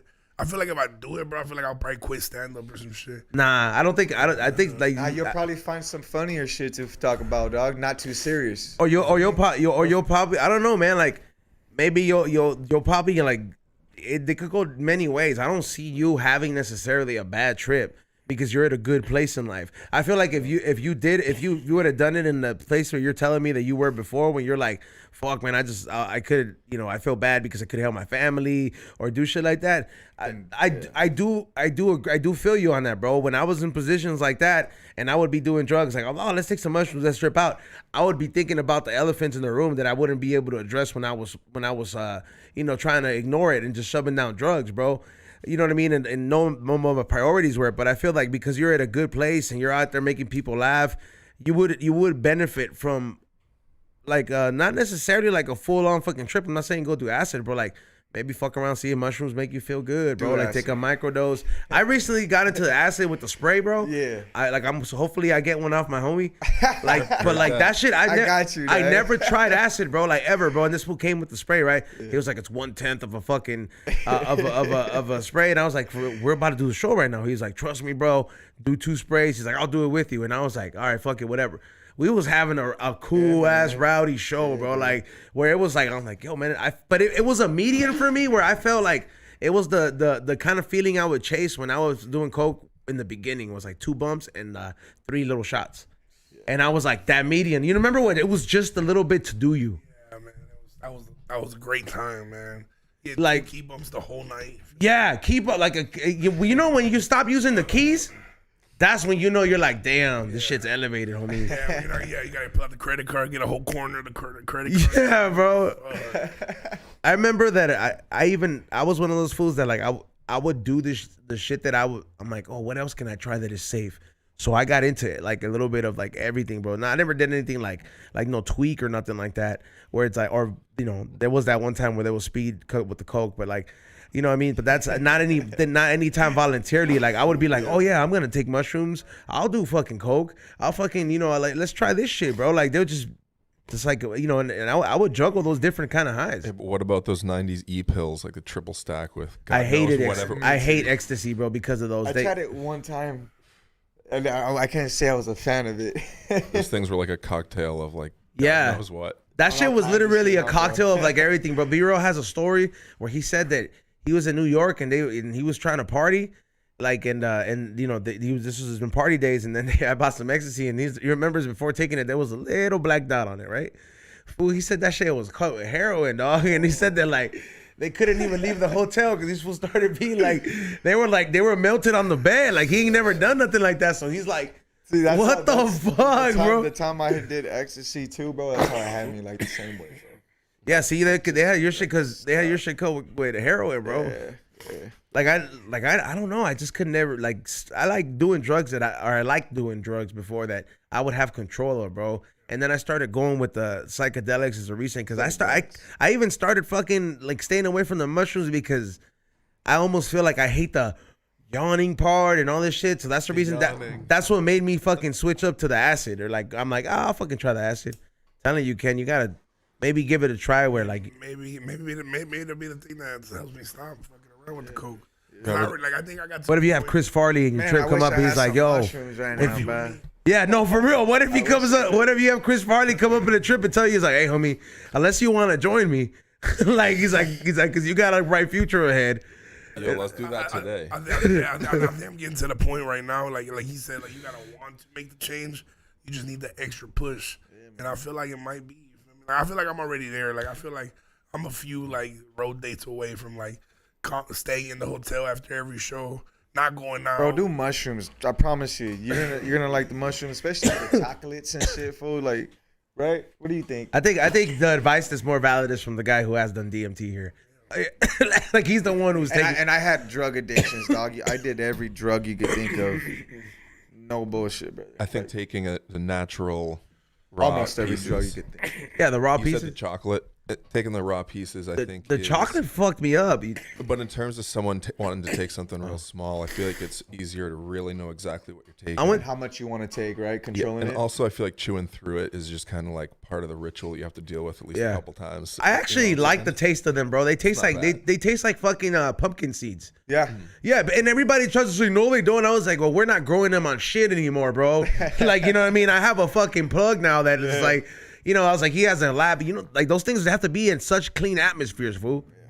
Like literally in such fucking clean atmospheres, out that it's quite the trip to kind of have those things, bro. Dog, I'm telling you, at some point you probably got to benefit it, but it's like I feel that the Ken I'm getting to interview here is like it's a transition, Ken, and it's cool, bro. Like to see this because it's cool to see not only just because you're Raza, dog, but like. Just like as a fellow Latino, just like, hey man, like he's out there doing it, bro, and like doing it hard, bro. So it's like you know, like you're inspiring other comics like myself and other people. So it's dope to see you come out of it, bro, because you could tell that the experiences and the stuff that you talk about, bro, like you keeping it real, bro. Like I'm very open about everything that I fucking do, and like because I'm like, there's no hiding in it, bro. Like what the fuck, bro? Like what am I gonna, like? I think I'm better than you? No, yeah, bro. Like yeah, like if you're gonna judge me, then I don't want you. You know what I'm saying? Like I really don't want you. Like if you're gonna have an issue with my lifestyle, man. That's right. Yeah, I think you're right, 100%, man. I think I am in that. Literally, you said it perfectly because it's like now life is starting to go good for me. So now I want to better my life too. Like I said before, it was like a race to die. You know, it's either like this shit start to work out or I die. And I was pretty fucking close. You feel me? And now it's like, oh shit is happening. Like let me. Backtrack a little bit. Let me start to eat a little bit cleaner, drink water, you know, shit like that. You like they started buying water for once? Bro, I swear to God, I had never bought water. I started drinking the most water. Look, dude, he came in with that jug, and I was like, hey, fool, what's in there? Like liquor? He's like, yeah, he's I thought he was going to say moon water, fool. Like, but like, moon water. I go to the gas station, I buy water now. I used to go in there, I buy a 40, a tall boy. I mean, at the minimum, a fucking Coke or something. You feel me? You drink, fool? Like that's the problem. Yeah, I drink a lot. So I mean, the bigger fools. Like it's the bigger we are, the bigger we have to take to get fucked up. Yeah, bro. And then like I don't got like the addiction. Like my personality is very addicted. Like I'm addicted to food. I'm addicted to whatever I'm doing. I get addicted to it. Comedy, I got addicted to it. That's why I was like, there's no stopping. I gotta get this shit to the fullest potential I can take it to because I'm already in too deep. And I feel like if I get I used to be addicted to the gym. I was in boxing. Let's not use the word addicted. Let's use the word passion. I guess. You know, hold on. Say that again, fool. What you said? Like I was addicted to the gym for a bit. Like I was. How long ago is this, fool? I was like him. For real, like I was skinny as hell. Well, you sound like Big Pun right now, where he was like, because you know Big Pun used to be yoked. Yeah, that's what I'm saying. A lot of people think that Big Pun was just eating it, but he used to be yoked, and he got an injury, and then like that's when he started letting it go. But so you used to be into the gym? Yeah, bro, real heavy. Like I was real, no pun intended. I was real heavy into the gym, and then I had got a job at a Burger King, bro. Like I was just fucking trying to get whatever money I could type shit. The king got to you. And yeah, bro, for real. And I was getting out of school like. I was getting out of school like at 1 p.m. I'm 25 now. I'm 26 now. When I was in high school, this is like when I was like 18. I was getting out of school like at 1 p.m. and then I was going to work from like 3 to 1 a.m. So all I could eat was Burger King. You feel me? It's in front of you. I'm eating at 3 when I get off work. I'm eating at 6 because I'm hungry again. Now at 9, I'm a little bit hungry again because it's night. And then at the end of the night, it's like, well, I'm not going to throw all these Whoppers out. I might as well take them home.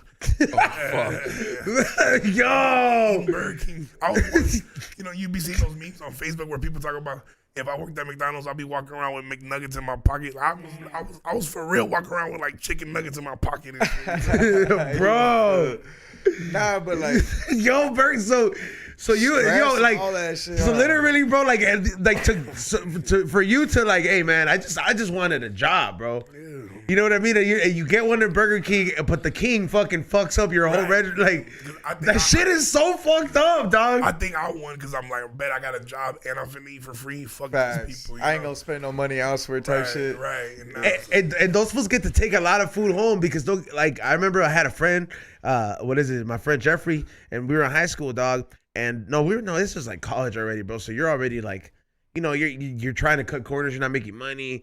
So I remember he's like, food, just call like an hour before and cancel the orders and all this shit, right? So we had that gimmick going down, and I would go pick them up, and then I would just be taking home like 3 pizzas because they have to throw it out. And then he's like, fuck that, I'm just setting it up, and I would customize the pizza order, bro. So I'll be getting some fire ass pizza, and then at some point he noticed, he's like, he got promoted.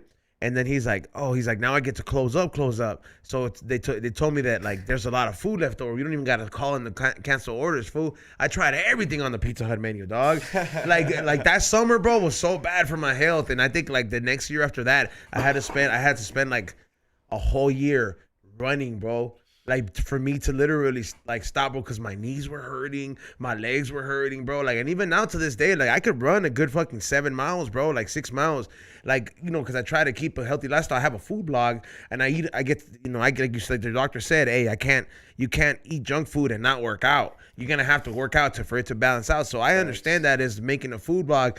But it's like, bro, like even like when I run right now, bro, because I was so heavy, my biggest that I ever was 315. And I remember when I was at that heavy point, dog, like my ankles still feel it, bro, because it was years of carrying around my fat ass, bro. Like, you know what I mean? Like take vitamins and shit? Yeah, I mean, like when I started making those changes, I'm like, I had to start taking all this kind of shit.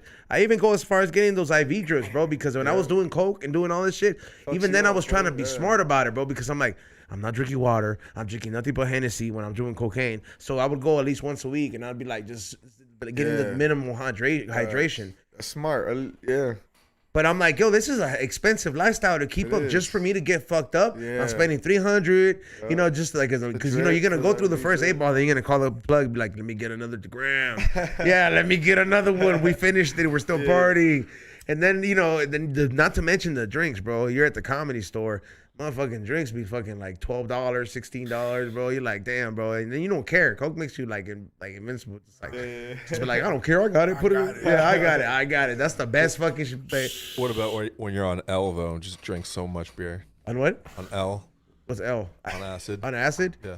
Like I don't know, on acid, to be honest, today's the day. Today's the day. I think that my homie comes with it, and he's supposed to bring me the acid spray. So so I'm probably gonna do it on the Green Thumb show because I have to do it at 2. Nice. So I'm gonna do like 2 sprays before I do it again off a fresh one. Cause I ain't gonna lie, that shit did make me like. You ever done ketamine, dog? Nah, bro. Like ketamine is kind of like sniffing that shit that Tinkerbell leaves behind, bro. Fuck that shit, bro. Comedians love that shit, bro. Comedians love that shit. But they love it because there's that thin line from it going great and then from it going horrible, fool. I went down the K-hole on my birthday like 2 years ago. Dog, the most horrible shit I've ever had in my life, dog. Like, you know, like you remember, are you a movie guy? You watched have you watched any of the Marvel movies, the new Spider-Man one where they're in the multiverse? Yeah. So you know when like it looks like the Rubik's Cube and it's all switching, and then you come back and then like that was going on in my brain, bro. Like I would literally be sitting there and I'm like, anyways, Ray, I think this is gone. And then out of nowhere, it's like Transformer time in my fucking brain, and I'm like, what the fuck is going on? This shit is scary, bro. Like I hated that shit, bro.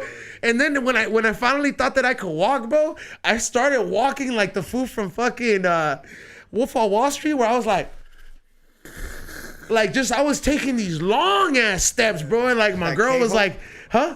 Yes, bro. I never wanted to do ketamine ever again in my life. I'm like, white people, y'all crazy for that shit, bro. Look at my boy over there. Yeah. Oh, you been there, bro? Oh, you could tell he hated that shit. Everything you're saying. It's the worst, bro. I never want to go there again, bro. I was literally praying, like, please, God, I'm sorry. Like, whenever I would come back to, like, conversation, and I would be like, all right, It's finally gone. It's done. And then sure enough, bro, it's like a roller coaster. It will come back and I'm like, no, this is fucked up. Because it's bad, bro. I would never do that again. But there was this one mix of it, bro. One time somebody sold me some coke and then they had ketamine residue because they had used the same baggie. That was intense, bro. Like, I was like, that shit was something else. I was like, this is some, I just inhaled lightning. I've heard of people that do ketamine and shit, and they live a life. Like, they'll get so high, they'll live a life. Because they do very little bits. For, like, they have therapy, right? Ketamine therapy. They made it legal. Yeah, it's legal now. You can, but it's not legal where you can buy it in a powder form. But you know what's crazy, dog? It doesn't. You can tell what ketamine is compared next to coke because it looks almost like but I'm saying, it's very sandy. Like they'll be so high that while they're high, sitting in the same place, they'll live a life, like outside of their life. Like they'll get married or they'll have a kid. Like live for like a month, 2, 3, 4 months. Are you serious? And then they come back into their body once the high's over. And they're like, I was gone for 4 months. Like, no, I was gone for like an hour or 2. Oh, like they'll go like what they did, like a parallel experience. Yeah. I have heard about that, dog. Yeah, I've heard about that. There's people that have like epiphanies on it. Like I did. I had one of those during that same trip. Where like I felt bad because there was this one fool who used to work here, dog. But everybody was like, it was to the point where I'm like, hey fool, like dog, like you managed to get on everybody's bad side here, dog. And I don't know how you do that, bro. Like people here are usually high. It's hard to piss high people off. Like we're usually just like, hey fool, you want to go get something to eat? Like that's usually what we're gonna tell you. But this fool literally just like we would just bag on him and go hard, and sometimes we would just do it like just to like humiliate this fool because we're just trolling him. Like I'm like, hey bro, like we're just going in so hard on you because you just get on everybody's fucking nerves, dog. And then I was just like, hey bro, like I had this like epiphany where I felt like I had to apologize to this fool because I was like, hey fool, you've been riding this fool's ass for a while, dog. And some of the shit you say is just plain mean. It's not even funny. It's just like it's some fucking fucked up shit. It's just like, God, fool, it smells like a dead body's in your mouth, bro. Like some shit in there. I'm like, this fool has like it did, but he had like but I'm just like it would just be mean, you know what I mean? Like there was no need to say that in front of the guests, you know what I'm saying? Like bro. So I had this whole epiphany, bro, and then I apologized to that fool and all this shit. So I can see how like that shit makes you have an epiphany, and that fool was like, "You're apologizing?" Like he couldn't believe it, bro, because the way that's how hard I would go on this fool, dog.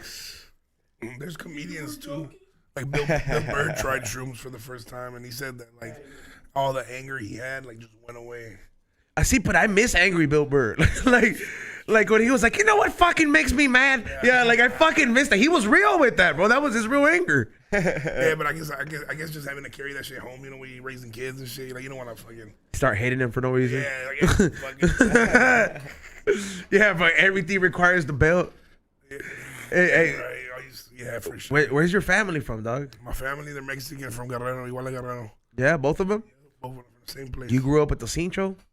I agree. I was getting my ass whooped, bro, for sure. You come from a big family? No, I don't. My mom's like, we have very few. Like in Chicago, it's only us.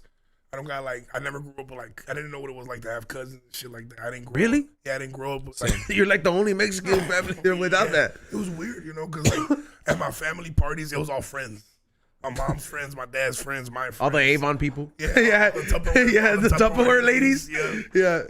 And now my mom has a brother who is the person that lives out here in LA. And when I knew I had to come out here for business, I told him, I was like, well, let them know that, if they got a room, like I'll rent it or whatever. And we talked, and I had already came out here once or twice when I visited them. So I was like, fuck it, I moved out here. Sorry, that was before I moved out here. I came out here probably about 6 years ago. And we got real cool. So now that I live out here, I live with him, I'm crashing with him, I'm renting from him. But it's like now we're close, That's your deal? That's my deal, yeah. We work, like, I don't know, I guess it was kind of hard because, usually your deals, I guess, from a young age for your whole life. Yeah. So I met him as an adult, so it was kind of like a weird start to a relationship. Well, is he like, okay, so when I think Theo, like I think señor. Is he a señor already, or like what's like? He's a señor, bro, but like he's like what, 45 plus? Probably like 50 plus. Okay, damn. But he's a geeker. He's with the shits. He's with the shit, so it's like it makes it hard for me now because now it's like Oh, he's one of those. Is he paisa? He's paisa, but he might want to get fucked up on a Tuesday. That's what I'm saying. But he's one of those paisas that like, cause I ain't gonna lie, bro. Like when I used to sell cars, there used to be fools like that. They used to just turn up, and I'm like, hey, fool, don't you have a wife and kids at home? Like this was like 55. He's showing up with his fucking like hat and shit, and he's like, échale para mí también, güey. Like we're right there with the mechanic, just fucking doing coke, and I'm like, hey, what the fuck are you doing? Yeah, like your heart, bro. Like it was like that for a while. You know, You gotta tell me what that means, though. Would you say paisa? Paisa's like a super Mexican. He's like Nice. literally like somebody who has like, what do you say, costumbres? Like has like habits of like. They still have habits from like real Mexican habits. Like usually everybody when you come out here, like not that you outgrow it, but you become assimilated in a sense. Become a citizen, yeah. Yeah, like so a paisa is like somebody who's like they just still like they hit you up from WhatsApp. You know what I mean? Like they're always at the ceviche spot. Yeah, bro. Like you know what I mean? Like these fools will still rock pair of boots, like no matter where they go. Yes. Yeah, he's like that. Like not the pair of boots and shit like that. Yeah. But like he'll get fucked up on a Tuesday and I'll get fucked up with him, and they'll be like 4:30, 5 a.m. He'll be like, all right, man, let's call it. I'm like, yeah, man. So I'll go lay down in the bed, and I'll be all geeked up like this. And at fucking 5:30, he's already in the shower getting ready for work. I'm like, see, because he's used to it though, bro. That's that. Hey, bro, but that's not that that's a toxic environment, bro. But like, but at the same time, bro, like. I feel like you have it in you to really be like, you know what, man? Like I'm gonna replace these addictions with healthy addictions, or at least try, bro. You know what I mean? Like I'm a big believer in you do what you want. You feel me? Like, facts. Like nobody pressures you to do anything at the end of the day. Like you got the willpower to do it. So yeah, eventually, I just feel like you gotta want to do it, and I want to do it. But man, there's still a little bit of me that's in the dark side that's like. Because I think I don't believe it still though, like how my life is going. You feel me? Like I feel like hey, fool, don't let your heart remind you, eh? Yeah, bro. That's true. Yeah, bro. But I feel like I could be on my own ketamine trip type shit, like where I could wake up one day like, what the fuck? I was touring in my dream and I was making money and I was fucking hoes and I could just wake up and then all be gone, So I think now it's like now that it's been going on for like a year, it's like I'm getting into the like, oh no, this is my life now. So like I feel like I'm there, bro, but I just want to get there before it's too late. The next episode, R.I.P. Ken. Nah, fool, don't even say that, bro. Fuck no, dog. Hell no, bro. Dios no quiera, dog. You're like you have a bright career ahead of you, dog. But yeah, fool. I mean, I do believe that it's you do what you want, bro. Cause we would like I want to say the viewers and shit like that, even the people on like YouTube, before Twitch and before only Patreon, we would be it would be a public show, so everybody would just be watching, and we'll have like 6 commercial breaks with no sponsors. Like and they're like at some point they're catching on, so they're like we went for like 2 years or like a year and a half of just like every show, or like they got like every Thursday night we're like we're only gonna do it at night 7 to 9, and then we'll stay here till 1 a.m. 2 a.m. just like after shows, and then I remember sometimes it would be like even like, hey, we have a morning show, but it's Saturday, fuck it. Yeah, bro. So I'm like, and then at some point it went from that to like I just fucking said one day, I was like, you know what, bro? I was like, fools, te vas a morir. And then I literally was like, you know what? I'm just gonna tell everybody I'm not gonna do it no more. And I'm like I'm not gonna, even if you fools are gonna, I would appreciate it if you're not gonna do it on the table anymore while I'm trying to wean myself off of this shit. And sure enough, all my homies kind of took it that way, and even like took it a good way. And then sure enough, like when we would go to other events, where like a comedy store or something like that, it felt good to be like, you know what, like they're like, hey man, we're gonna go to the bathroom, and I'll just be like, you know what, it's cool. I kind of don't, cause I thought I wasn't gonna be able to do that, fool. I thought it was gonna be like, oh, that's where I'm gonna break.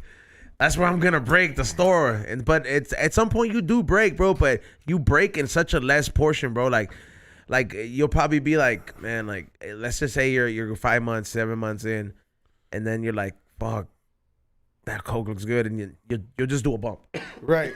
Like and then you're gonna have those times. You're gonna might just do one. You're not just gonna go cold turkey, fool, but yeah, you know, to cut it down from like, you know, I need it. Yeah, like I need it. Like, yeah, man, I fucking need this. But then that's when the guilt kicks in, and you're gonna be like, fuck, you know, I was clean for this long, you know, like I'm lying to myself now. You feel me? I'm lying to everybody. Yeah. That actually happened to me, bro. It's funny you brought that up. Like back in January, I got my first official spot in in the main room at the Comedy Store. Damn, fool. And, Congrats. Appreciate that, man.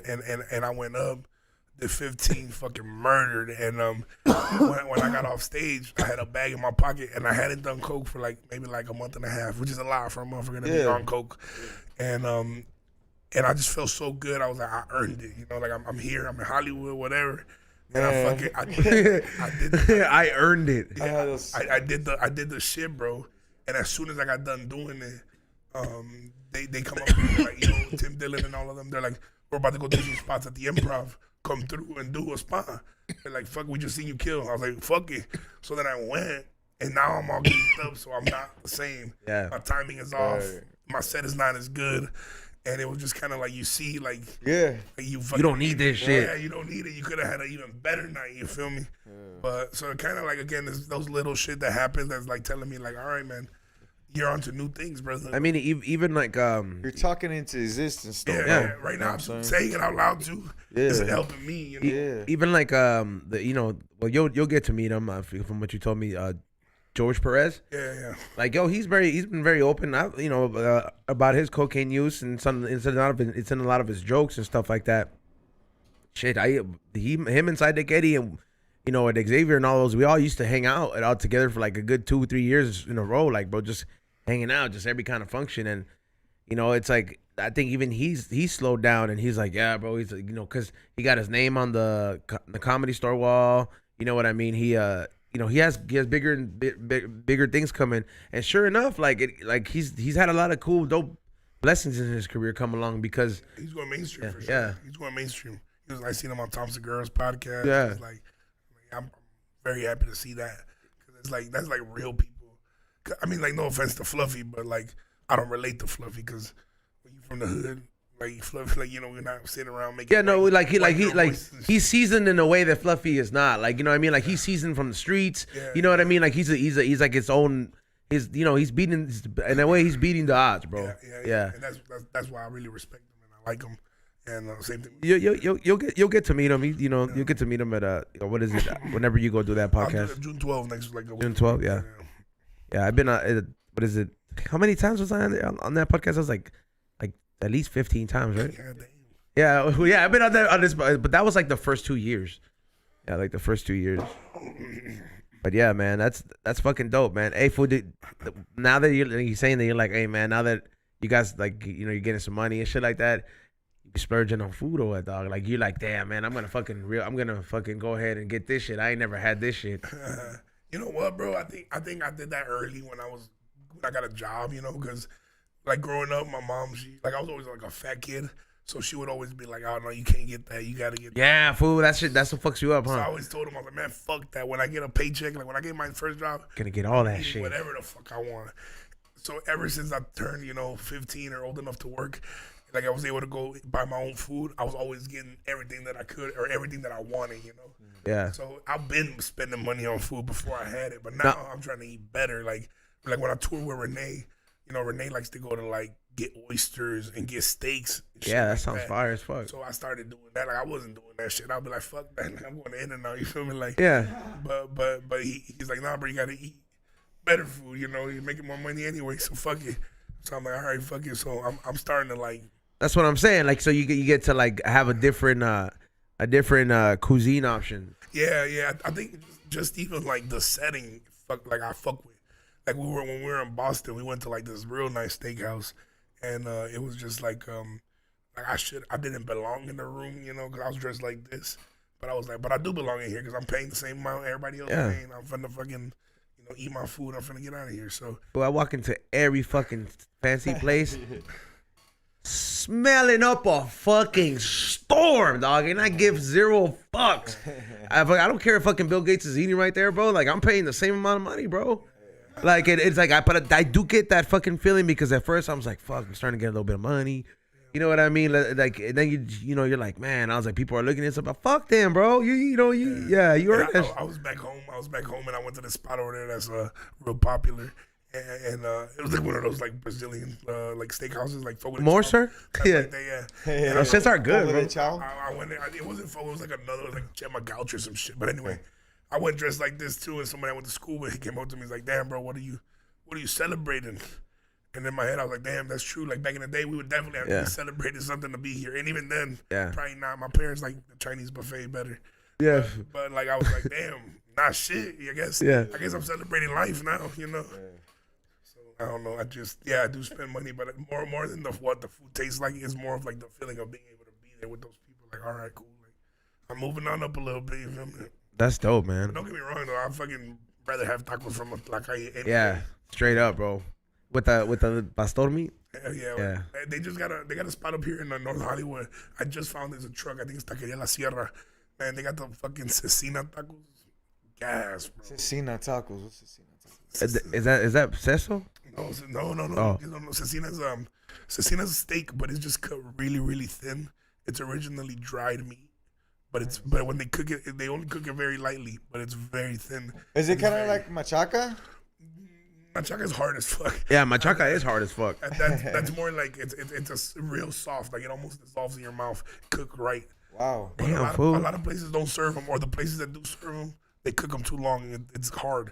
Yeah. But it's very thinly cut. Yeah, I thought everybody knew about it. My bad. I didn't. Did you just sneeze, bro? I don't know what it was. I think it was like, I was like, I had a process that I was like, that sounded like the weirdest fucking sneeze cough. It was like a sneeze cough. It's like you got like a hybrid cough, bro. My body's just like, get everything out of here. He's like, no, my nose was kicking shit out from bro. You know what? I got this bad cough and I'm lactose intolerant, bro. Last night I got home from the improv and I told you I didn't drink. I didn't drink. You got COVID, dog? No. I nice to hit you. But I had a Nesquik bottle, bro. Yeah. Y'all gonna think this is too real for the podcast. I had a Nesquik strawberry milk, and I slammed that shit with a pan dulce a concha, and bro, I smoked and I had the cough already like right now. Bro, I coughed so much I shit myself, bro. Damn, bro. Okay, all right, but you knew this willingly, like you did, like you. I knew it was gonna fuck me up, but this is my personality. Like me, I was like, maybe not this time. Maybe not this time. Lord. Bro, I fucking. That's how I feel about heartburn all the time. I be eating shit like I get hot wings. I was like, maybe for this hot wings from this new restaurant, I ain't gonna need no Tums. You like, bro, I be fucking dying, bro. I be like, you get heartburn, dog? Nah, bro. You probably don't. You like, some people just don't get it, bro. But like, I used to think it was just like a fat food thing because I've been big my whole life, and then I'm just like, but nah, bro. It's just like it's certain acidic foods, the way they react, bro. It's like, oh man, like a cup of orange juice, acidic, like, bro. It's bad, bro. But it's fucking. I guess it's everybody's. Like it comes down to everybody's different, but. That's crazy. So you, I bet you be the type of food that'd be like, I'm gonna get a milkshake. Hell yeah, I'm gonna get the milkshake. Yeah, like you know what I'm saying. And it gotta be a good milkshake, and by good I mean that shit. Like from a diner. Yeah, that shit gotta taste like fake. I don't want no strawberry milkshake that tastes like strawberries. Like that shit. I want my shit to taste like syrup. You feel me? Fuck. I hate. You want the carnival fucking milkshake? Yeah, the garbage one. Yeah, I hate when I get the fucking smoothie or the shake and it tastes like the fruit is supposed to. No. You know what I be hating when I order a smoothie? I try to be healthy, but then I try to look for the unhealthiest smoothie on the menu. Yeah, bro. Like, it'd be like, let me get the peanut butter a la mode smoothie. Yeah, bro. Like, what the fuck? When she has more calories than a burger, bro. Like, yeah, my cousin, they took me to get boba or some shit. Boba. Yeah. I got the one with the chocolate and shit. I was there like, that's not the real boba. I'm not gonna fuck. I want the sweetest one. Yeah, this ice cream the other day that was jelly donut ice cream. What? So you would love it. Where at? It was in Boston from the Whole Foods. Oh, okay. They probably have it out here. I like those fancy ice creams, bro. So I tried it's a green one, right? Green. No, pink. Okay. You know what I tried? I tried those like the ones that sound nasty, like the fucking mustard and the ketchup ones. They're just like, it just has a hint of and shit like that. Like I also tried an ice cream that had a not hot sauce in it, but they had chili in it. And that shit was fucking good, dog. Yeah, bro. Like these fucking dessert makers are like into some other level shit. The spicy stuff into the sweet food. But it worked on the different level. It was vanilla, and then it just had like just a hint of spice, and then cinnamon. And I was like, what the fuck? They killed this shit. Yeah, there's a spot in San Diego, and I believe this is here as well. It's called Salt and Straw. Yeah, that shit's good. Yeah. I've had that. They have one. Fucking Culver City or the outskirts of it, like towards the beach. Yeah, they have that shit. See, I be knowing the spots, bro. Yeah. Like I literally see, cause I have a food blog, dog. I have a food blog called High and Hungry. Me and Ray have one. It's our what is it? Our food blog. We've been doing it for like 4 or 5 years. Nice. And we've gotten a chance to review and eat at some of the greatest spots. I gotta have you come as a guest and take you out to eat at one of those shows. Yeah, bro. Where they got good pancakes at around here? Like is that specific? Nah, they'll give them the basic one. Yeah. That's that. And It's I like a mom and pop. Yeah. I went to the Hollywood Cafe, I think. Oh, you know Nick's the Pancake Cafe. House. The Pancake House, bro. Yeah. Yeah. So look, well, there's two two spots. I would, if you're looking for, what are you looking for, breakfast? Yeah, just like I want like a pancake. Like I want pancakes. Like we were in fucking Austin. I went to get pancakes and she had like Original Pancake House. wheat pancakes or some goofy shit. All right, yeah. Number one, original Pancake House. Pancake House. That shit that they will have so many ways. German and then, pancakes. Yeah. And all. And then if you're trying to just like get like pancake and some breakfast, Nick's Cafe in East Los, it's not too far from here. Not only is it like a historic staple, but it's fire in Siena. There's I recently went to a spot that I finally found out if it was worth the hype. Yeah. Apple Pans. Apple Pans. It's a mid city and it's like a burger joint and it's been there for a while. Nice. It's fucking fire, bro. I was tripping out. I was like, all right, man, because I be eating. Yeah, like after watching your watching the High and Hungry stuff, I'm like, yo, let's go eat somewhere. That's why I told you somewhere cool. Like, that's why I told you that I'm cool. gonna take you somewhere nearby, and it's on my list too. Nice. Hey, what is it? We're going to Fisherman Seafood. Seafood. Fisherman Seafood outlet. It has like some of the freshest seafood that you can get, but it's like not only do you buy it and take it home, but like they have the restaurant side of it, and it gets so packed. Like people go there all the fucking time. The fried fish, fried camarones. You gonna drink a michelada there, bro? Yeah, I think you could. Yeah, they sell beer. Yeah, they do sell beer, and then they have the bombest clam chowder, bro. I love fucking. You like sopas, fool? Sopas be bomb, dog. I just started drinking sopas or eating sopas because for my throat, just so I can, because this shit happens like every other month. So I need to chill. I need to get my voice. I thought that was like that's how you talk the whole time, fool. Nah, bro, I don't talk like this at all. Hell no, I got like chicken noodle. You feel me? Broccoli, cheddar. So, all right. So what happens, fool? Like what? Like you overwork it from just like screaming on stage? Bro, the thing is that sometimes I gotta follow her. Like I feature for Renee, but sometimes he features for me. So when he goes up, I don't know if you've seen him perform before. I have not yet. It's fucking crazy, bro. Like he brings people on stage. He makes them fuck the stool. He gets loud. His whole set, he does it yelling. It's like a Sam Kinison type of vibe. Damn. So then our people are all Latinos, so they get riled up. Yeah. Like, hell yeah. So they want you to. So then I go up there. I'm not gonna be like, oh well, I'm fat, nah, hell no. Yeah. Like I gotta go up there with that energy. You feel me? So yeah. After a while, you do 6-7 shows in a row, and then after that, we're drinking every night, and it's cold outside. I'm hot. Then we walk outside. It's just. You be smoking cigarettes too when I don't smoke cigarettes, but also like just the flying. Yeah. And staying. I don't stay hydrated enough. Everything comes into play, you feel me? So this is unfortunately common for me. Yeah, I honestly thought that's just like you got that from like, cause you know how like cigarettes and cocaine are like best friends. Yeah, that's the best calm down, fool. A menthol cigarette, damn, that shit like for real, dog. I never had it. Fool, like if you ever needed to go to sleep, dog, and like you're like, man, I need a quick calm down. You haven't done a lot. Pop one of those little menthols with a little fucking burst in there, and then after the third hit, you're like, damn, I'm chilling, dog. Like you're like, all right, ahora ya me calmé. Let me just enjoy my drink. Yeah, like I can't believe you didn't know about that. I got homies that always pop the cigarettes. Yeah, but it's the menthol ones that do the trick. But hey, man, I want to thank first of all everybody for coming on, bro, because we had 3 fucking guests, bro. Like for real, man. Appreciate it. I do want to thank West Coast Genetics and congratulations on that win. Where can they follow you at, bro? You can follow us at West Coast Genetics 2.0 on Instagram. And you could get our products exclusively at R2H in Lake Elsinore, and our boxes will be inside the contestant box at Green Wolf in Los Angeles. There you go. Make sure you guys cop that if you're gonna be going to the Olympics. Yes, sir. Yeah, I gotta take you to one of these weed events, bro. Yeah, hell yeah. Yeah, I gotta take you out here. Like I'm gonna hit you up because I've been knowing this publicist and writer. Shout out to you. Visit Hollyweed. he's a cool ass dude, and he be doing all these events. And I recently went to one, and like it's a good vibe, bro. Like, but like, I'm like, you pick up some smoke, you meet some people. Some of these people are your friends. They'll book you for different shit. You know what I mean? You just interact with different people, bro. Then you start getting some of the weed bookings, bro, and they know you in the weed world because you'll fit perfect in there. Like, not fit perfect in there, but you can make these fools laugh. It'll be a tight squeeze, but but for real, like he said, like, there's gonna be people who want to. There's a lot of raza there, they'll bro. Probably book you too. Like, they already hit me and they now, they throw like different events. I'm just it'd be cool, and then you get to see the side of the weed world. Yeah. Hey, my bad. No, go ahead.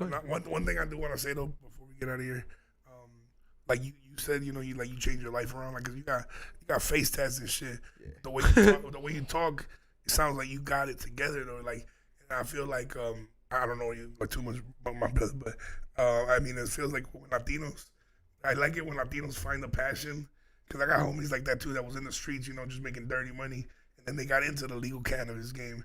And now they got their shit together, they own houses, they got kids, they take care of business, you feel me? They're faithful. I feel like type shit. Yeah. And I feel like that shit, it always makes me happy to see somebody who like made it to the other side and is doing very well for themselves. Because it's hard, fool. Appreciate you, man. Yeah, and that's dope, man. And it is. I'm trying, man. I'm trying. And that's something it's great, bro. That's like, we cross paths, bro. And that's like, I'm like, shit. I'm like, we're connected now, so it's pretty dope. And like I said, I'm getting to interview. I get to interview and get to chill with motherfuckers in different phases of their life. And sometimes it's different phases where I'm like, hey, man, there's growth out of it, and sometimes there's elevation out of it. You know what I mean? Because sometimes I meet people that are already on the right path, but it's like a dope transition moment. You know what I mean? Like, and it's dope to see that you're acknowledging like the great stuff that's coming in your life, and then you're like it's dope that this way it connected.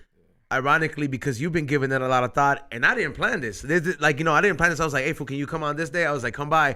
And sure enough, I was like, well, come and talk about the product. And then so it was a good intercross of messages. That's just the way. Supposed to come on Saturday. That's just the way the universe works. And then shout out to my boy Sherb Glass for coming on. I mean, shit, you'll probably be here tomorrow too. Shit, if you got time, shit. You're more than welcome to come kick it, and whenever you want to come on by while you're out here in your stay. But while you're out here in your stay, where can they follow you at if they're trying to buy some glass off of you? Because I know you got some goodies. All right, check it out. Well, the Instagram is Sherbet Glass Art, and I'm actually doing something with Ziggy's in Westminster Saturday. I'm going to be set up with a booth from 4:20 to 10 p.m. It's going to be pretty cool. I got like 4 other artists there with me. I got Hoobs, Scolari, D-Rec, and Miyagi going to be with me. I heard Hoobs lives there. No, I'm just playing. He's working on something. I know he's always fucking working there. He's working on the most incredible thing. It's like I won't spoil it, but it's a supercar. When is that? It's a car. He makes. Have you seen the glass cars he's done? Yeah, no, I've seen it. But it's a super. I'm not going to ruin the surprise because it's not done yet. No, but when are you going to be there? I'm going to be there Saturday. Okay. 4:20 to 10.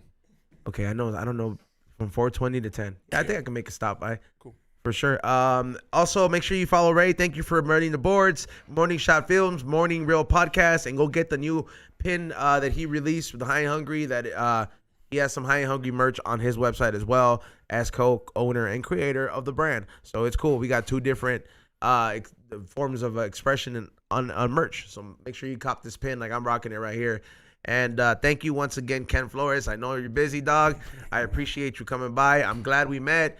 I know I'll be seeing you in the comedy scene as well, bro. Like I got a lot of shit fucking doing this, but when I can, I try to get out there, bro. So it's like, and it's I enjoy your your comedy, dog, and I wish you nothing but the best. Where can they follow you at, dog? Appreciate that, man, for sure. We'll definitely see each other. I mean, once I get to start running my own shows here, I got you for sure. Thank you, bro.